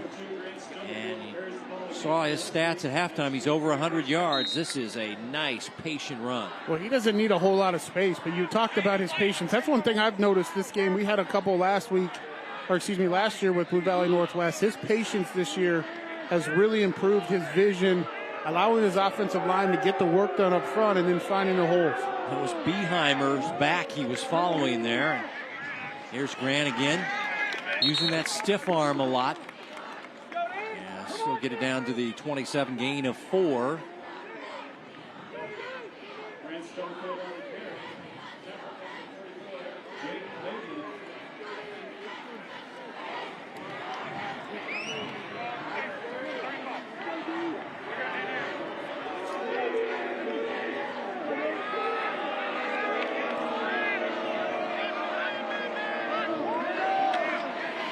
Stubblefield.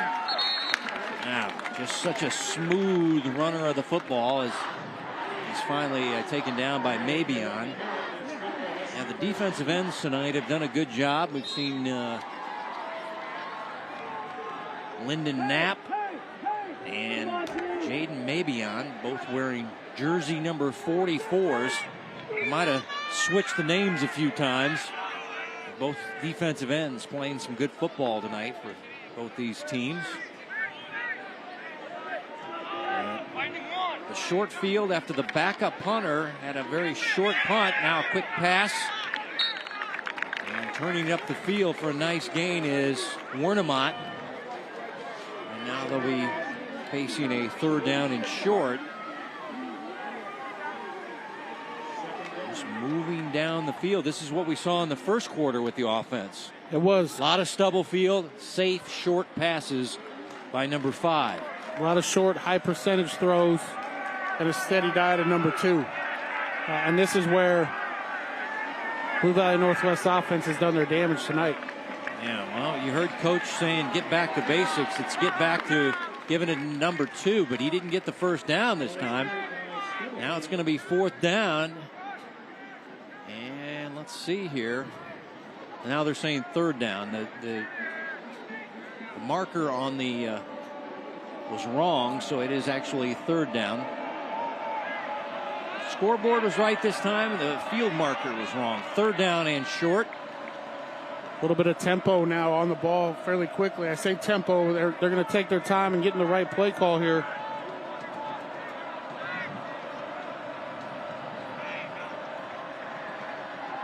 Pass deflects and nearly intercepted as they were looking over the middle there, and that was Ashley. Well, this is an RPO style of throw where they're trying to take advantage of Spencer Dahm coming in with pressure and throwing it right in the area he vacated to Peyton Ashley, but unable to come up with the throw or the catch. Earns with the coverage. 4th down. They're going to go for it. 4th down and 2. I think this is the right call. Aggressive here. You know, St. James has had issues at quarterback with cramping and injuries right here. Try to take advantage of this. Be aggressive. Stubblefield. And it's going to be very close. Let's see. This is going to be really close. Wow. I think he needed to get to the... Let's see. They moved it up a little bit there at the end after they originally spotted it. So this will be a timeout for a measurement. Officials timeout on the field, and a huge measurement here late in the third quarter on a Grant Stubblefield run. Everybody trying to get that side angle view.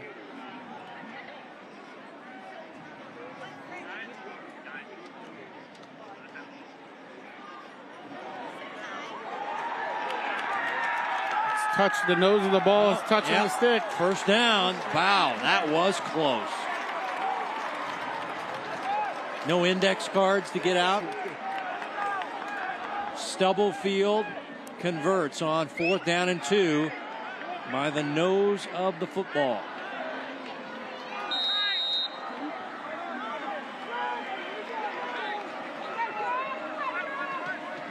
So it's 1st and goal, 8-yard line. Looking for the go-ahead touchdown. Late third quarter is Blue Valley Northwest.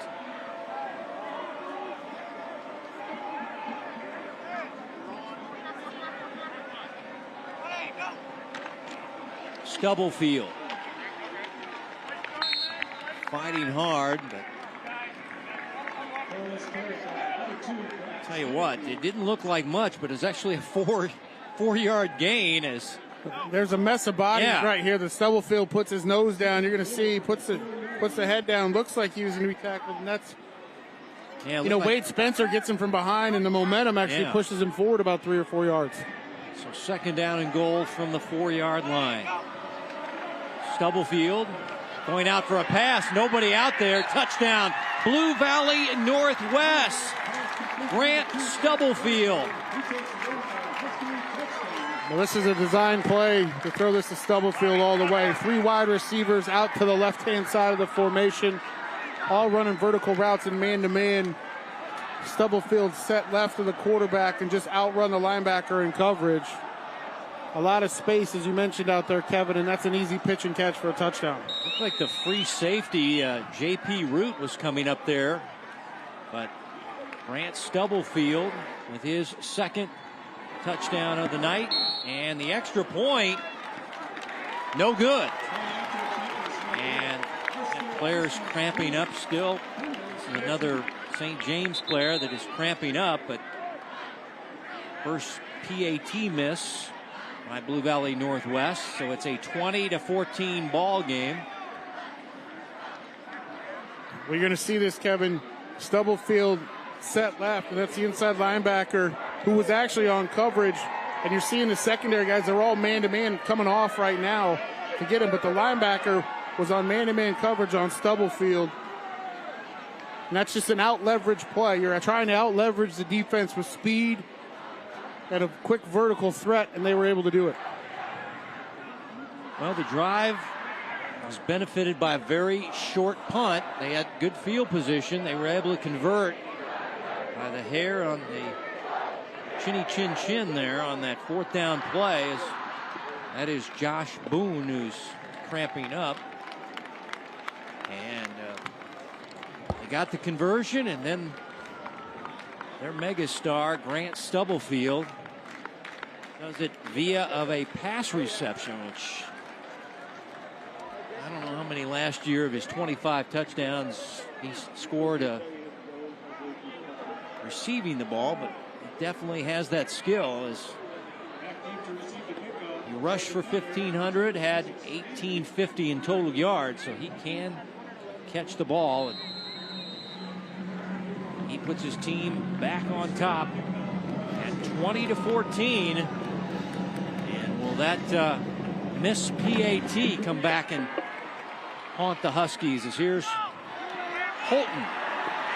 Andrew with a little seam off the left side. Andrew Holton turning up the Jets as he runs it out near the 45-yard line. Andrew There's some speed there and good blocking by the special teams as we saw kind of a opening on the left side and 35 sprinted through it. For the first time that they've had an opportunity to return a kick. Every other one to them so far tonight has been a touchback. But good starting field position here for St. James. Yeah, the freshman missed a PAT and then put the ball in play as Boydston is out on the field. We've got another guy down here for St. James on the near sideline.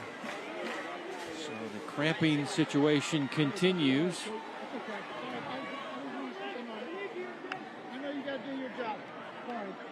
Trust me, both teams said they fully addressed it with their players, but again, it comes down to hydrating throughout the week, your diet, how much caffeine you're taking in, that's a diuretic, and just your conditioning level as well. So there's a lot of factors, but yeah, it's still a problem. I talked to a trainer today, and she said the soccer game, there was a lot of players cramping up. Big game for Grant Stubblefield is over 100 yards and 2 touchdowns.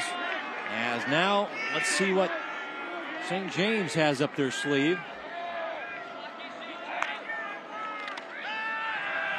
There's a one-hopper incomplete. Boydston back in the game, but can't complete the pass to the outside as that was to Houston. Now, is he okay? Because, you know, you use your calves to plant and throw. If your calves are all tight and hurting you. Let's see what we got going here. Cramping is a painful proposition. I mean,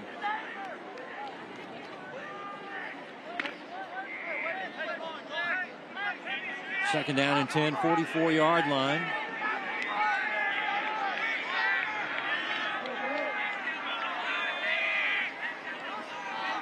Burrett coming in motion.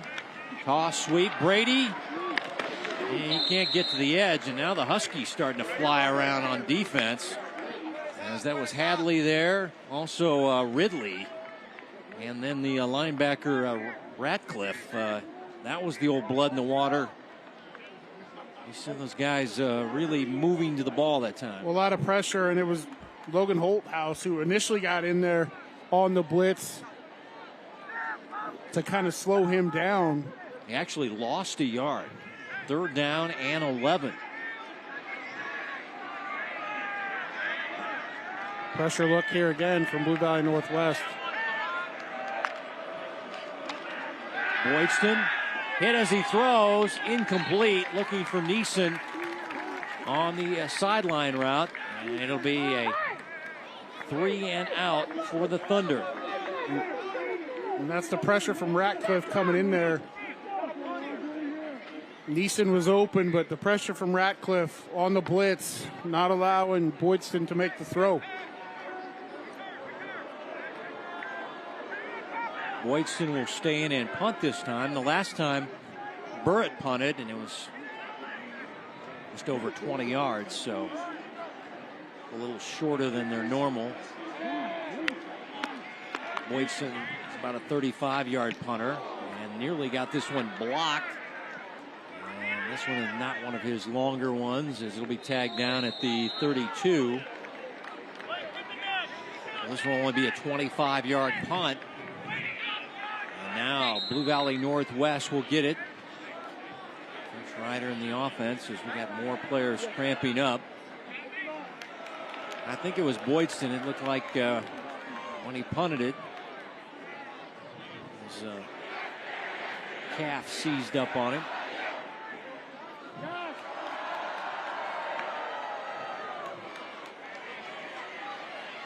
I will say this, that last series, he did not have the same explosiveness. No, he didn't look 100% at all, you know, on that last series. Just the opportunity, like, you know, the ball, the first throw of the series out wide.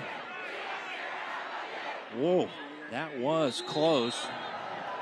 And then my right calf is tightening up.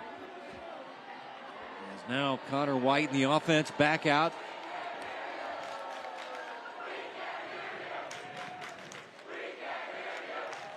Stubblefield going to work. And a nice run by Grant. Well, this is back to basics for Coach. Give it to number 2, and we'll live and die with him. This is going to be a steady dive. We've seen this last drive what Blue Valley Northwest needs to do, and that's give the ball to number 2. And even before he fumbled a couple drives ago, was really gaining some positive yardage. And this really isn't going to be a game of big plays. I don't think explosive plays down the field right now. It's going to be a knockdown, drag out, get through this heat and survive. Pass to the far side, right in front of the Blue Valley Northwest bench. Is caught by Jay-Sean White. Had a blocker in front of him, and he's able to get the first down. As spotted across midfield for the Blue Valley Northwest offense. A coach's eye view there, right off the shoulder of Tom Radke as his defense trying to get off the field. Under a minute to play in your third quarter.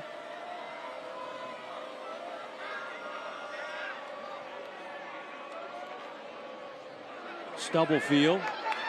Grant. Oh, man. Just so smooth. And another first down run. And when you watch this guy play basketball, it's the same thing as we've got another player cramping up. It just seems like he just gets better and better, and he's had a big night tonight starring for Northwest. Well, he's had a huge night tonight, 83 yards in the first 5 carries of the game for him. And we talked about it, Kevin. The difference between him this year and last year is the patience and the vision that he's shown so far in this first game. That's the one thing that stood out for me. And then his offensive line is getting a lot of work done up front for him, too. They're making opportunities for him, opening up holes, and really getting a good 2-3 yards of push a lot of times where he's making his first or second cut is 6 yards down the field. 27 carries, 207 yards tonight. And we haven't even entered the fourth quarter yet here, Kevin.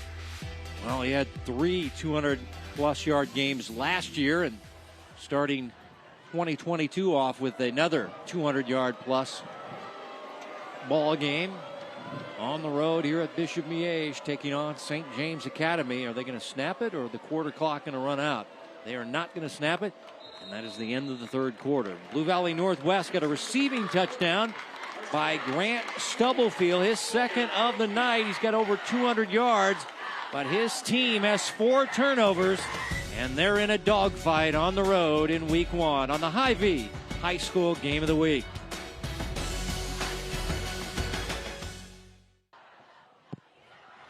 Ready for the start of the fourth quarter Hy-Vee High School Game of the Week. Kevin White, Mark Borichter, Bethany Bowman, our entire Spectrum Sports crew. And we've got a good one, week 1 on the Hy-Vee High School Game of the Week. Blue Valley Northwest defending 6A state champs taking on the defending 4A state champs of St. James Academy. Fans having fun, cheering sections, having the rival cheers against one another. And it's turned into a beautiful evening. And now 1st and 10 to start the fourth quarter from the 38-yard line. Huskies have had 4 turnovers. They are -4 in turnover ratio, which the math people would say you should be losing, but they're actually still winning by 6 as we begin play in the final quarter. And the reason they're winning is because this guy right here, Grant Stubblefield. And you're looking for a Hy-Vee MVP this game. Number 2 is right at the top of the list. I think it might be safe to say at this point. Yeah. Right now. Well, I'm just, I mean, there's a couple guys on St. James. Just hedging defensively here, Isaac Steenley's got 2 picks. Who knows? There might be another one in his pocket to do something here for St. James, but certainly Stubblefield's the leader in the clubhouse. Yeah.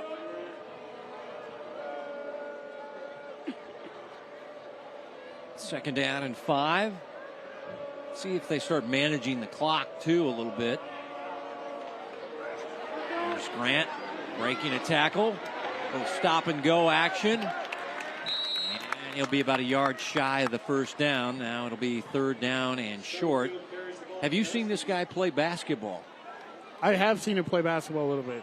He's not too bad. Same he's thing. Not too bad. Yeah, it's not too bad. But at basketball. he's a big penetrator with the basketball, and every time you doubt this guy, I mean, there's too many bodies, there's too many guys in front of him in the rim. He's able to get to the rim somehow, some way, and it's kind of his running ability. It doesn't look like there's much there, and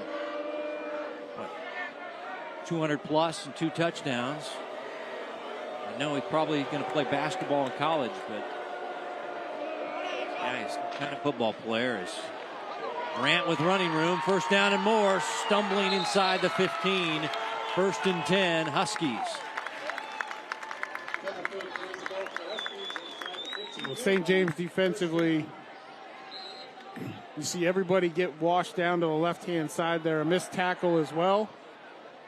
And Stubblefield continues to do his thing. And I like what Blue Valley Northwest is doing here. Just give it a steady diet at number 2. Manage the clock a little bit here. 15 more yards. You're in the driver's seat. I know you missed the extra point on the previous drive, but you're up 6, and the clock is your friend right now if you're Blue Valley Northwest. Stubblefield stepping to the outside, using that stiff arm, uses it twice, gets to the edge, touchdown, Blue Valley Northwest, Grant Stubblefield. What a run. You don't see the stiff arm that much. It's kind of old school, but he used it effectively twice to break tackles, and his 3rd touchdown of the night. Well, and when you say effectively, too, in some cases it's not overly forceful. It's just enough to keep the guy away on the tackle. You're going to see one here. That's a good one, but the second one is just kind of a glancing blow to keep the defender off his knees and out of his lower portion of his body.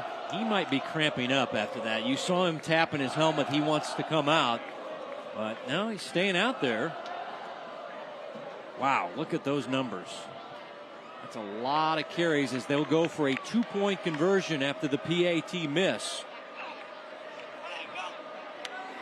And White will throw, and the pass is caught for a 2-point conversion. It is a successful 2-point conversion. That's Ashley. Peyton Ashley just inside the goal line.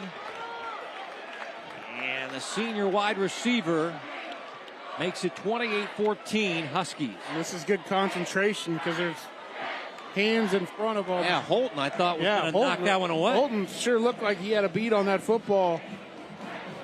Just got through, and good concentration by Ashley to haul that in for the 2-point conversion. And that's a big 2-pointer right there, Kev, because a lot of time left here in the 4th quarter, 9:47 to go. But now you've put yourself up 2 touchdowns and conversions.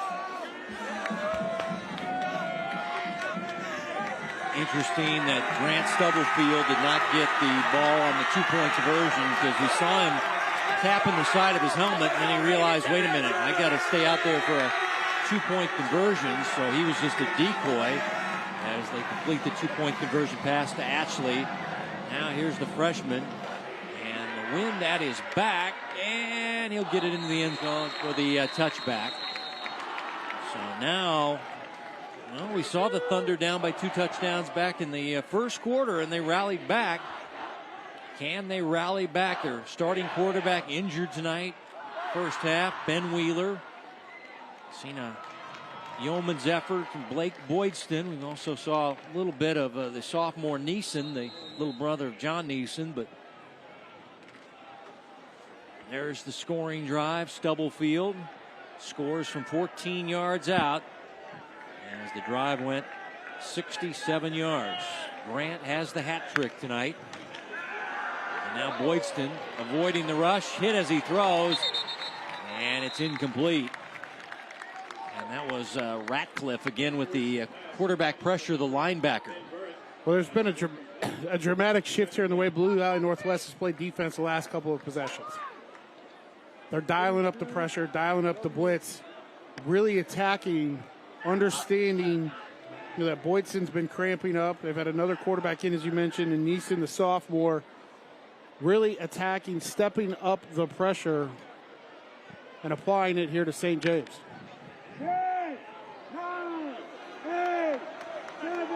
Coaches, you can hear them counting down the play clock to Boydston to hurry up. He gets the play off in time. Avoiding pressure, throwing off balance, and going to be intercepted. Midfield, this guy right here, Trey Ridley, already got an offer from Iowa State and making plays tonight. And you can see his abilities, but that was a pass that should never have been thrown. And Ridley with the first interception of the season. And that'll be St. James's first turnover of the night. Well, this is a throw that Boydston didn't make in the first half. You know, he's got opportunity to run here, but you're down 14 points. You're trying to make the play. He's throwing it back across the middle of the field late. It's not something that you want to do. And Trey Ridley's all over that to come in and make that interception. Once again, he is just a junior, and Iowa State has already offered him. So I have a feeling he is some kind of player. He's also the only junior on the team that was listed as a team captain. So they like his leadership. They like his skills on the field.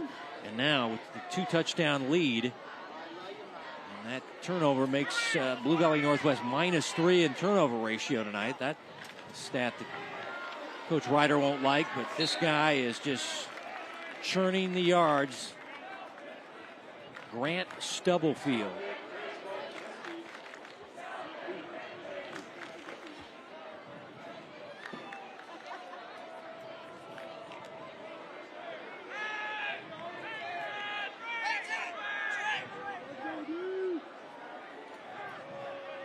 And this is a second down and short after another Stubblefield run. I mean, really the only demerit he gets tonight would be that fumble back in the third quarter. But I'll tell you what, he has done a great job. It's a nice stop there by Spencer Dom, the linebacker. Seeing St. James selling out a little bit more to stop the run here as well. You know what's coming. I think if you're defensively right now, you've got to try to slow down this running game. Maybe get another turnover if you're St. James and give yourself an opportunity here.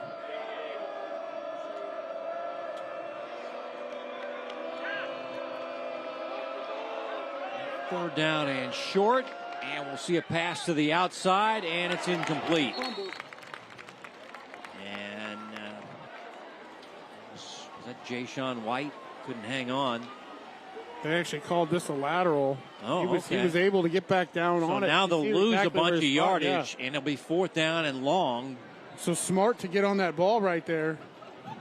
Yeah, it was a behind the line of scrimmage pass that was. So it was basically a long lateral that hit the ground, and they lose yardage, and it'll be fourth down and 8. Connor White also is their punter, so see if he wants to punt it or they'll go for it. Leading by 2 touchdowns. I know they're going to use some clock and then a timeout. A smart timeout here by Blue Valley Northwest. Figure out exactly what you want to do, because you've got this ball on the 41-yard line. If you punt this and it becomes a touchback, right, it's only a 21-yard net to you. Doesn't gain you or flip the field all that much. So you're in that spot right now with 4-down territory and trying to decide what it is you need to do. Plus, you're up 14 points right here. So if you're aggressive on 4th down, go ahead and go for it and don't get it. If you're Blue Valley Northwest, with the way your defense has been playing here in the second half, you have to feel pretty confident you're going to get another stop.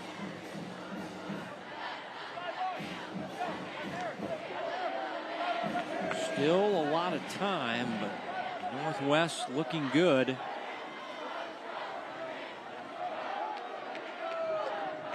Fans still having fun here tonight. Bill Lombardi, the man in charge.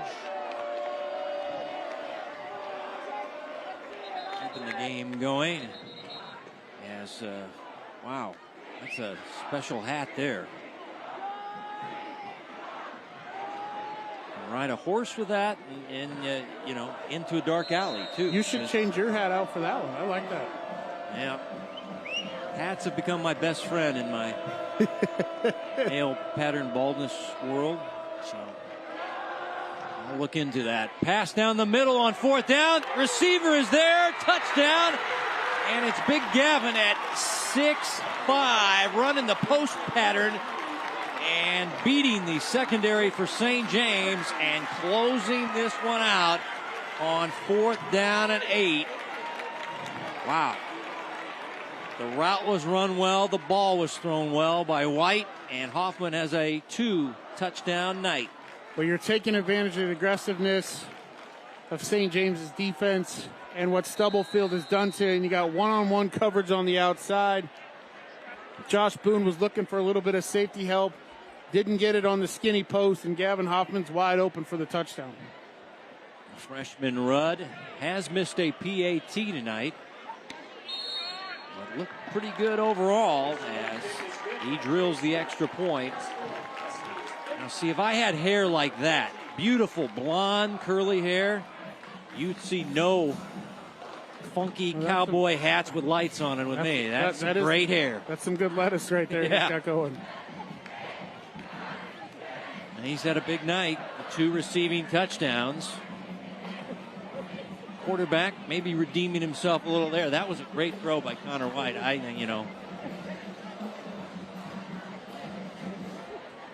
Let's throw it down to Bethany.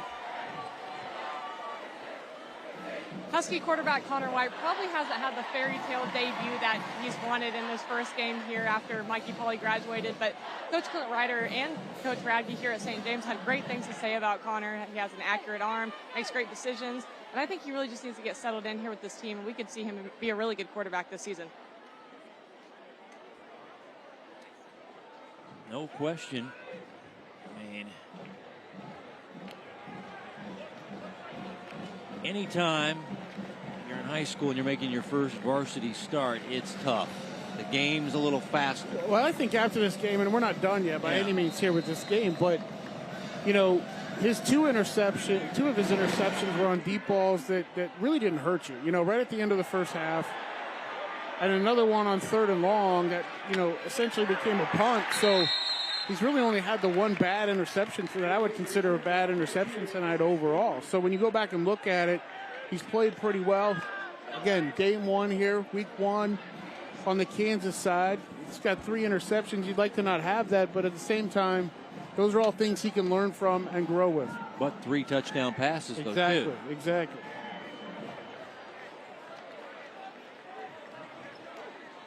Now here comes the St. James offense after that Isaac Stanley kickoff return.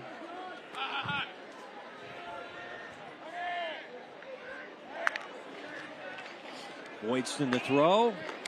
Camp, the big guy at 6'7", makes the catch, goes out of bounds. And he'll get game at the 25-yard line. A nice gain on first down. It'll be 2nd down and short. That did not get out of bounds, and the clock will continue running as Matt Joshi gives the play to Blake Boydston.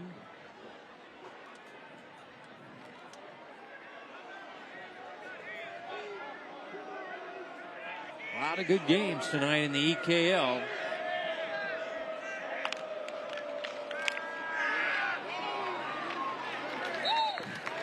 Dion Clisso and Preps KC. I heard him on the radio this morning on 810 WHB and saying, man, this league, they get after it from the get-go, but, I mean, they got so many good teams.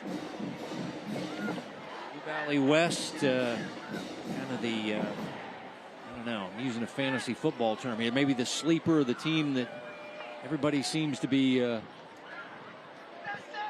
expecting a lot of big things out of after the last couple of years, as this running play breaks free and a nice run for a first down. A nice burst there, as that was John Tujak. Well, nice change of pace here, right here too, for St. James with Tujak in there. Yeah, fresh legs, Kevin, coming in. Yeah, shows good speed on that nice run. Listed as a sophomore. A lot of good track athletes there at St. James Academy. Pressure up the middle. Boydston avoids, throws, finds LeCamp. Or no, that's Johnny Neeson, I beg your pardon. Another tall wide receiver out there is Johnny. And it's hurry up offense now for the Thunder. Well, it's time they have to, and they've done a nice job here moving the ball in this drive. A little change of pace back, some nice throws to LeCamp and there to Neeson. But you have to have this sense of urgency that they have right here. Boydston stepping, throwing, has a receiver open. Oh, Neeson could not run underneath it, and it goes as an incompletion. And he's a little frustrated there as he beat his man and just couldn't run down the pass by Boydston. Yeah. Just a little nod to the outside by Neeson, and right here, I'd like to see him keep running just a little bit. It looked like he misjudged it, thought that ball was going to get a little closer to him, stuck his arms out a little early, but just a little bit overthrown.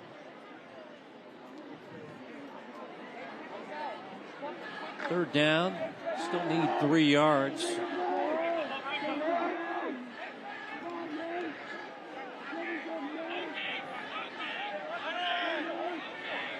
See the linebackers creeping up for a blitz, and Tujak. He's close to the first down. I think on that second spin, maybe he got it.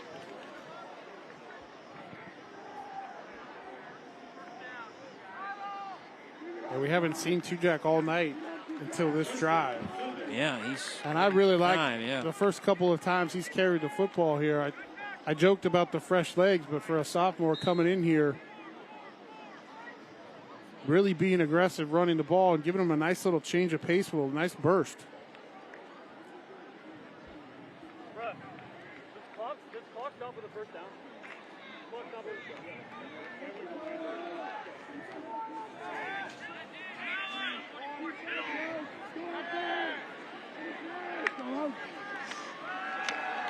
Again, the linebackers blitzing, and the throw in a tight window is caught.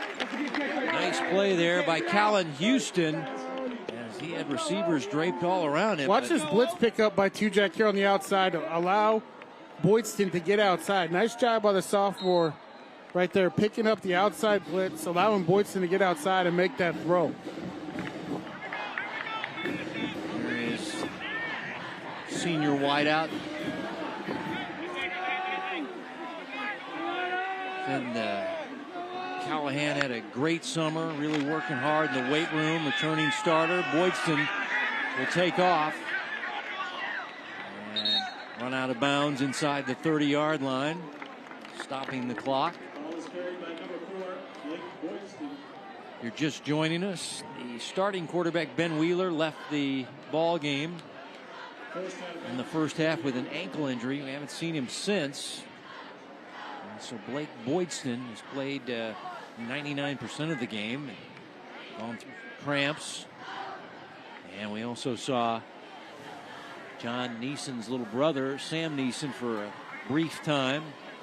Once again, you lose your starting quarterback and you're playing the defending 6A state champs. That's a tough situation.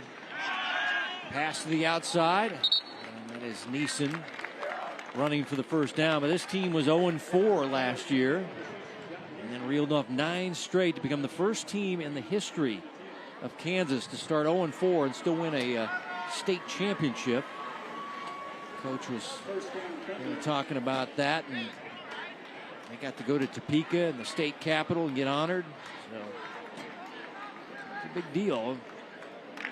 Back-to-back championships. You know, the other thing about that 4-game losing streak, the first couple games, they didn't look very good either. Like, they came out of the gate really, really slow and were able to pull it together for a nice run. Boydston throwing on the run, and a leaping catch for the touchdown. Callahan Houston. Now, did they say he stepped out here? Or is it It is a touchdown. Houston tippy-toeing his way into the end zone. That's a nice catch by Callahan, and he got it into the end zone. This was a great catch by Callahan, and a nice job by Boydston here. Low snap, staying calm like we did in the first half, throwing this up and the adjustment by Callahan to make this and get into the end zone. Now he got pushed in the back there, but he was able to get the cleats into the end zone for a 24-yard touchdown reception. Now we'll take a knee and be the holder for Harhus, who drills the extra point. Callahan Houston showing the nice feet after a leaping catch. And I thought the defender was going to get him out of bounds, but nope, he just got in there for the touchdown. Well, really nice drive by St. James after all the adversity they faced here in the second half, really not being able to get anything going. Used a little bit of tempo, a change of pace back with two jack in there, and then Boydston seems to recovered from a little bit of the cramps that he had earlier, able to be much more mobile like he was in the first half and deliver the football down the field. So a nice drive by St. James to make this a 2-score game here, Kev, with 4 minutes to go. Onside kick time. As you see, Blue Valley Northwest putting their all-hands guys up near the 50-yard line.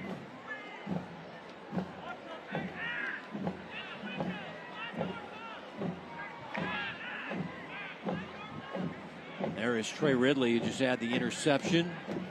Some wide receivers, cornerbacks. And they go ahead and kick it deep. This ball will get into the end zone for a touchback. So it'll be 1st and 10 from the 20. 4 minutes left in regulation.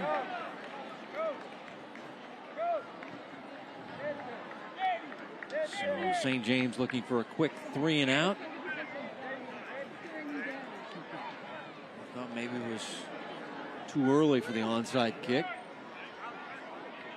I was with the Blue Valley Northwest special team. I was like, put the hands guys out there. We're kind of in that no man's lane. Yeah. You're down 2 scores. There's only 4 minutes on the clock. You have 3 timeouts remaining if you're St. James, so you can still stop the clock here.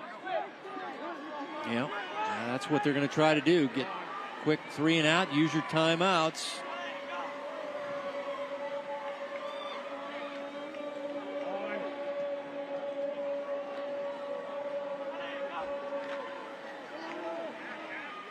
Instead, they go to their money man, Grant Stubblefield, and a nice run.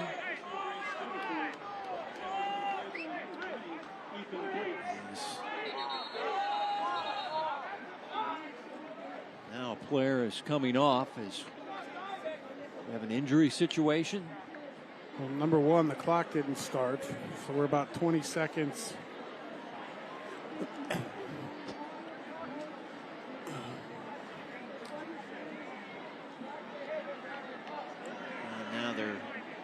So about 11 seconds went off the clock on the adjustment. So they got a 6-yard run by Grant Stubblefield and 11 seconds off the clock.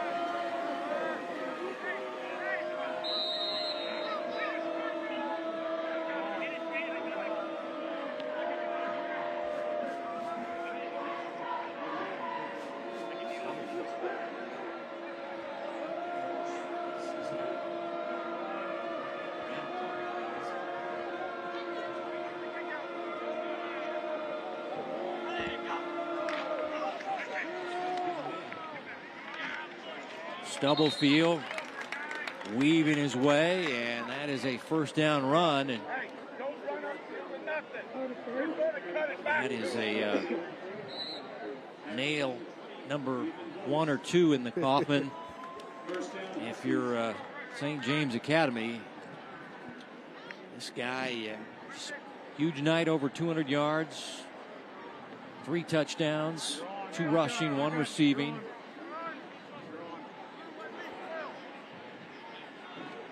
But you know that he was a guy they were going to lean on. Inexperienced at quarterback. He's the most experienced guy and such a very effective running back. And now we'll get a timeout by St. James as you got to stop things. But I like what Coach Radke's doing here, right? You didn't take the timeout after the first play from scrimmage on the opening drive, hoping you get to 3rd down, an opportunity to take the timeout. They get the 1st down. Now you have to take your timeouts if you're St. James here. Coach Radke, Coach Beshore there. And a lot of veteran coaches on the staff there. A lot of coaches on this staff that played for Coach Radke, both at Piper and at St. James. Yep. See the Piper connection. Brian Gray over. Bill Pekarik, we mentioned, the former Lansing coach. A lot of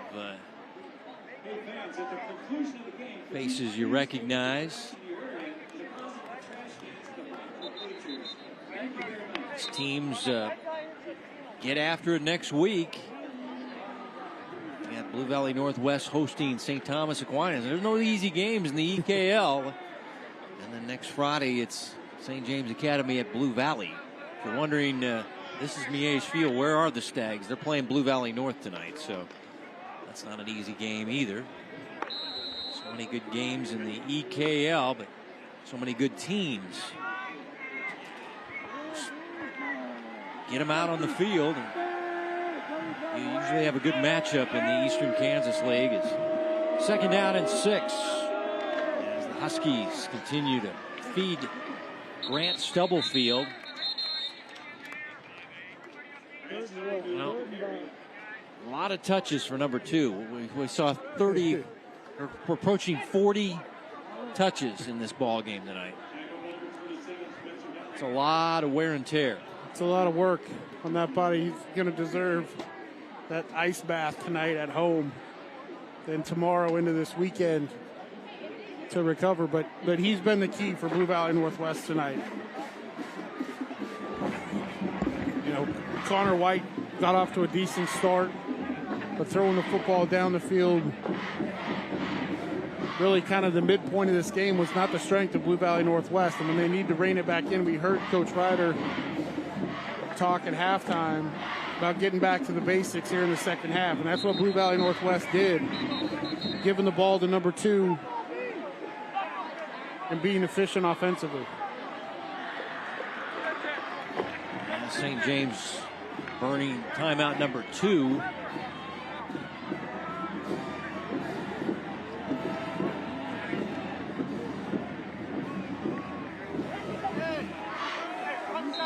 Badly in need of a stop here on 3rd down and 3 is the Thunder defense. And trouble for White with the snap. He's going to have to eat it. And that's what the doctor ordered if you're cheering for St. James Academy. And they'll take their final timeout.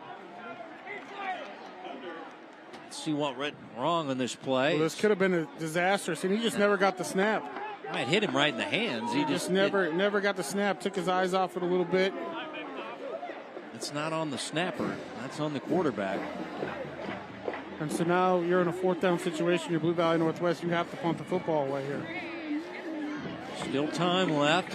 Quick score. Onside kick. The odds are long, but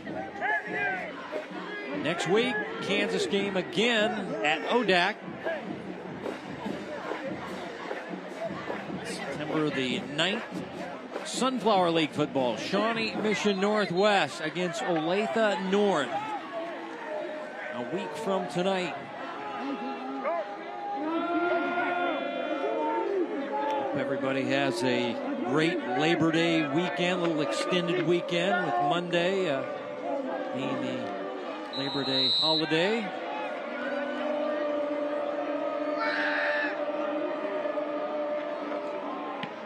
Punting unit out. Holton lets this one get past him.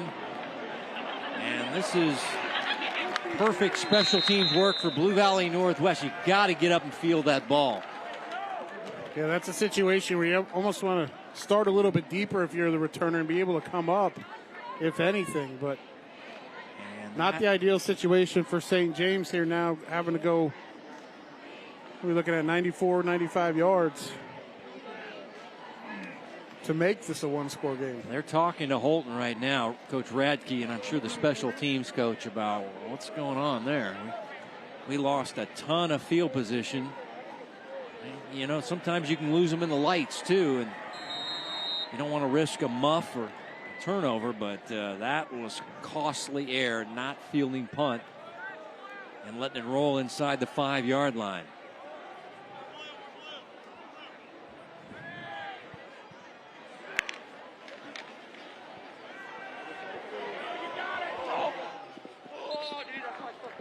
Pass to the sideline and incomplete. Boydston trying to connect with Houston. A lot of pressure. He got derobed on the play there. A lot of pressure by Radcliffe, almost making this play a safety.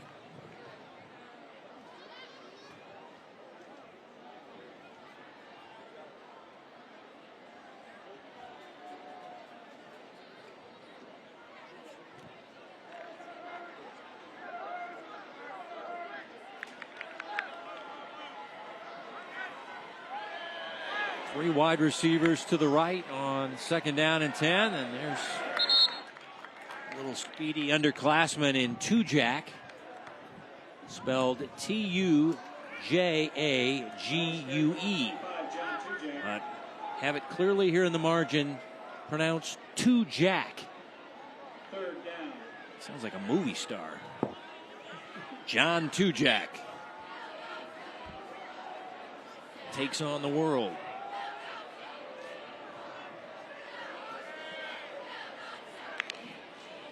Under 2 minutes to play. Boydston throwing down the field, and the fade, and looks like Neeson able to come back and make a nice veteran catch.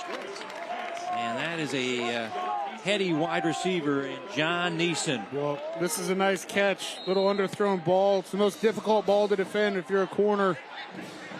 St. James able to convert on 3rd down and give themselves another opportunity here. That's a 21-yard pass play. This pass wide to Houston on the sideline. 2nd down and 10, but it's an explosive play. Gets him out of a big hole. And once again, Boydston forced into action because of the injury to Wheeler. I think they had 2 backup quarterbacks in Boydston and Sam Neeson, and just decided to go with the veteran player.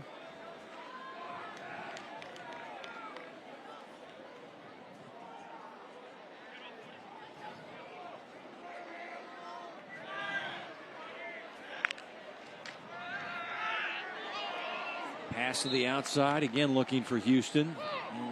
Double coverage as they had him sandwiched there. The linebacker, Gutierrez, with a good position, but incomplete. Well, trying to work the sidelines. You're out of timeouts. Just thrown wide here the last couple of passes. Well, is there any kind of gadget play? The old hook and lateral play or something you can catch them flat-footed or something? You might have that on 4th down here, but still 3rd down. I'd be looking at number 6. Well, that's the way they go. And Neeson the catch, trying to get some yards after the catch. But Trey Ridley had that interception earlier, and he's jumping off the page for me as a player to watch. But that's not a surprise if Iowa State's already offering you a scholarship when you're a junior. Now 4th down and 3. Boydston looking left. Now will take off and run. Fumbles the football. It's covered up. But it'll be ball over on downs to Blue Valley Northwest. The offensive lineman, the center, J.P. Conley, able to cover it up. But that'll do it. And Blue Valley Northwest, tell you what, they'll keep the winning streak alive. They lost only last year to St. Thomas Aquinas, and I'll be honest with you, I did not think they were going to beat Derby. You know, people always ask, "Oh, you're the big high school announcer. Make some predictions here." I said, "Well, Derby's won 3 in a row. I mean, they got all these elite guys down there in the Wichita area, so I have to apologize." Blue Valley Northwest, Mikey Pauley, Grant Stubblefield, and the rest of that crew made me eat my words there. I really thought Mill Valley would handle Mays. Yes. That ball game in Pittsburgh we did as the victory hub, but I'm not going to lie to these folks. My quick judgment was, Derby will probably win, and Blue Valley Northwest took them apart. And now they get a nice road win here at Bishop Miege. Coach Ryder and his team had an interesting week with bad weather, school lockdowns, police parked in their parking lot, helicopters flying over their school. Well, that was a mess Tuesday. And missing practices, but they get it done because Grant Stubblefield is a running back guru. Yes, he goes for over 200 yards and 3 touchdowns.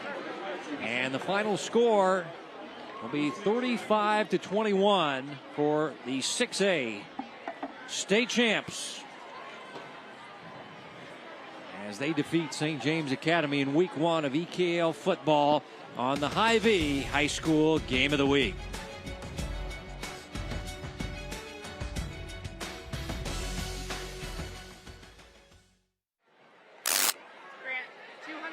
Plus yards tonight, 3 total touchdowns, 2 rushing, 1 receiving. How would you evaluate your senior season debut?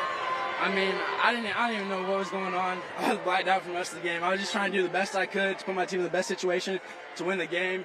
And I mean, if I had to go out there and get that many yards, I guess that's what I had to do. And I just want to shout out my O-line because they were opening some big holes for me, and everything was wide open. And also, Connor White for his debut. He was under a lot of pressure, and he came back from hard situations, and shout out him too. Absolutely. Your coach talked about how you'd be reunited with Connor in the backfield as you guys have played for a long time growing up. And he did a great job for his first game coming off of after Mikey Pauley graduated. How did he do tonight? I think he did great. I mean, he fought through some adversity, and you go through adversity in every game, and he handled it really well. Went into the locker room after making some mistakes, and he said, just keep our heads up, and we knew we were going to come back in the second half, and we were going to be able to start moving the ball. So I'm really proud of him for how he handled adversity, and I know that he's going to do some great things this year, and he's going to open a lot of eyes around the state. Looking to defend the 6A state title, how do you do this moving forward, and what do you guys want to do all season? I just have to build off everything. We're going to have to build off this. I mean, we turned the ball over 4 times, so we're going to have to eliminate that and just find little things to fix every week and just keep building and take it week by week because we know how to get there. So we're just trying to repeat what we did last year, and we know it's a process, so we're just going to take it week by week. Thanks, Grant. Congratulations. Thank you. Thank you. Bo Richter, that guy's a stud. He certainly is. He does it on the football field and the basketball court, as we know. But and in the classroom. Yes, a lot of Ivy League offers to go play football. Smart kid, you saw right there on that side of things. But, Kevin, this game tonight, Blue Valley Northwest started off on fire. The first 2 drives of the game, typical week 1, right? Back and forth type of football game. St. James really came back, dealt with a lot of adversity themselves on things. And one thing I want to say about St. James, getting back in this game down 3 scores, their second to last drive, putting a nice drive together to get themselves within 14 points, have an opportunity to get the ball back. That's something that they can continue to build on here as this season goes along. But this was a nice week 1 matchup here between these 2 teams. Special thanks to our school ADs, Debbie Catsby of Northwest, Jared Hertzett of St. James Academy. Thanks to our coaches, Clint Ryder and Tom Radke. Our producer has been Dean Andruck. And our great crew doing a great job tonight. For Mark Bo Richter, Bethany Bowman, and that great crew from Spectrum Sports, Kevin White saying so long from Dixon-Dahl Stadium, Bishop Miege High School. Our final once again in week 1, Blue Valley Northwest 35, St. James 21. As we say goodnight from Roland Park and have a great Labor Day weekend.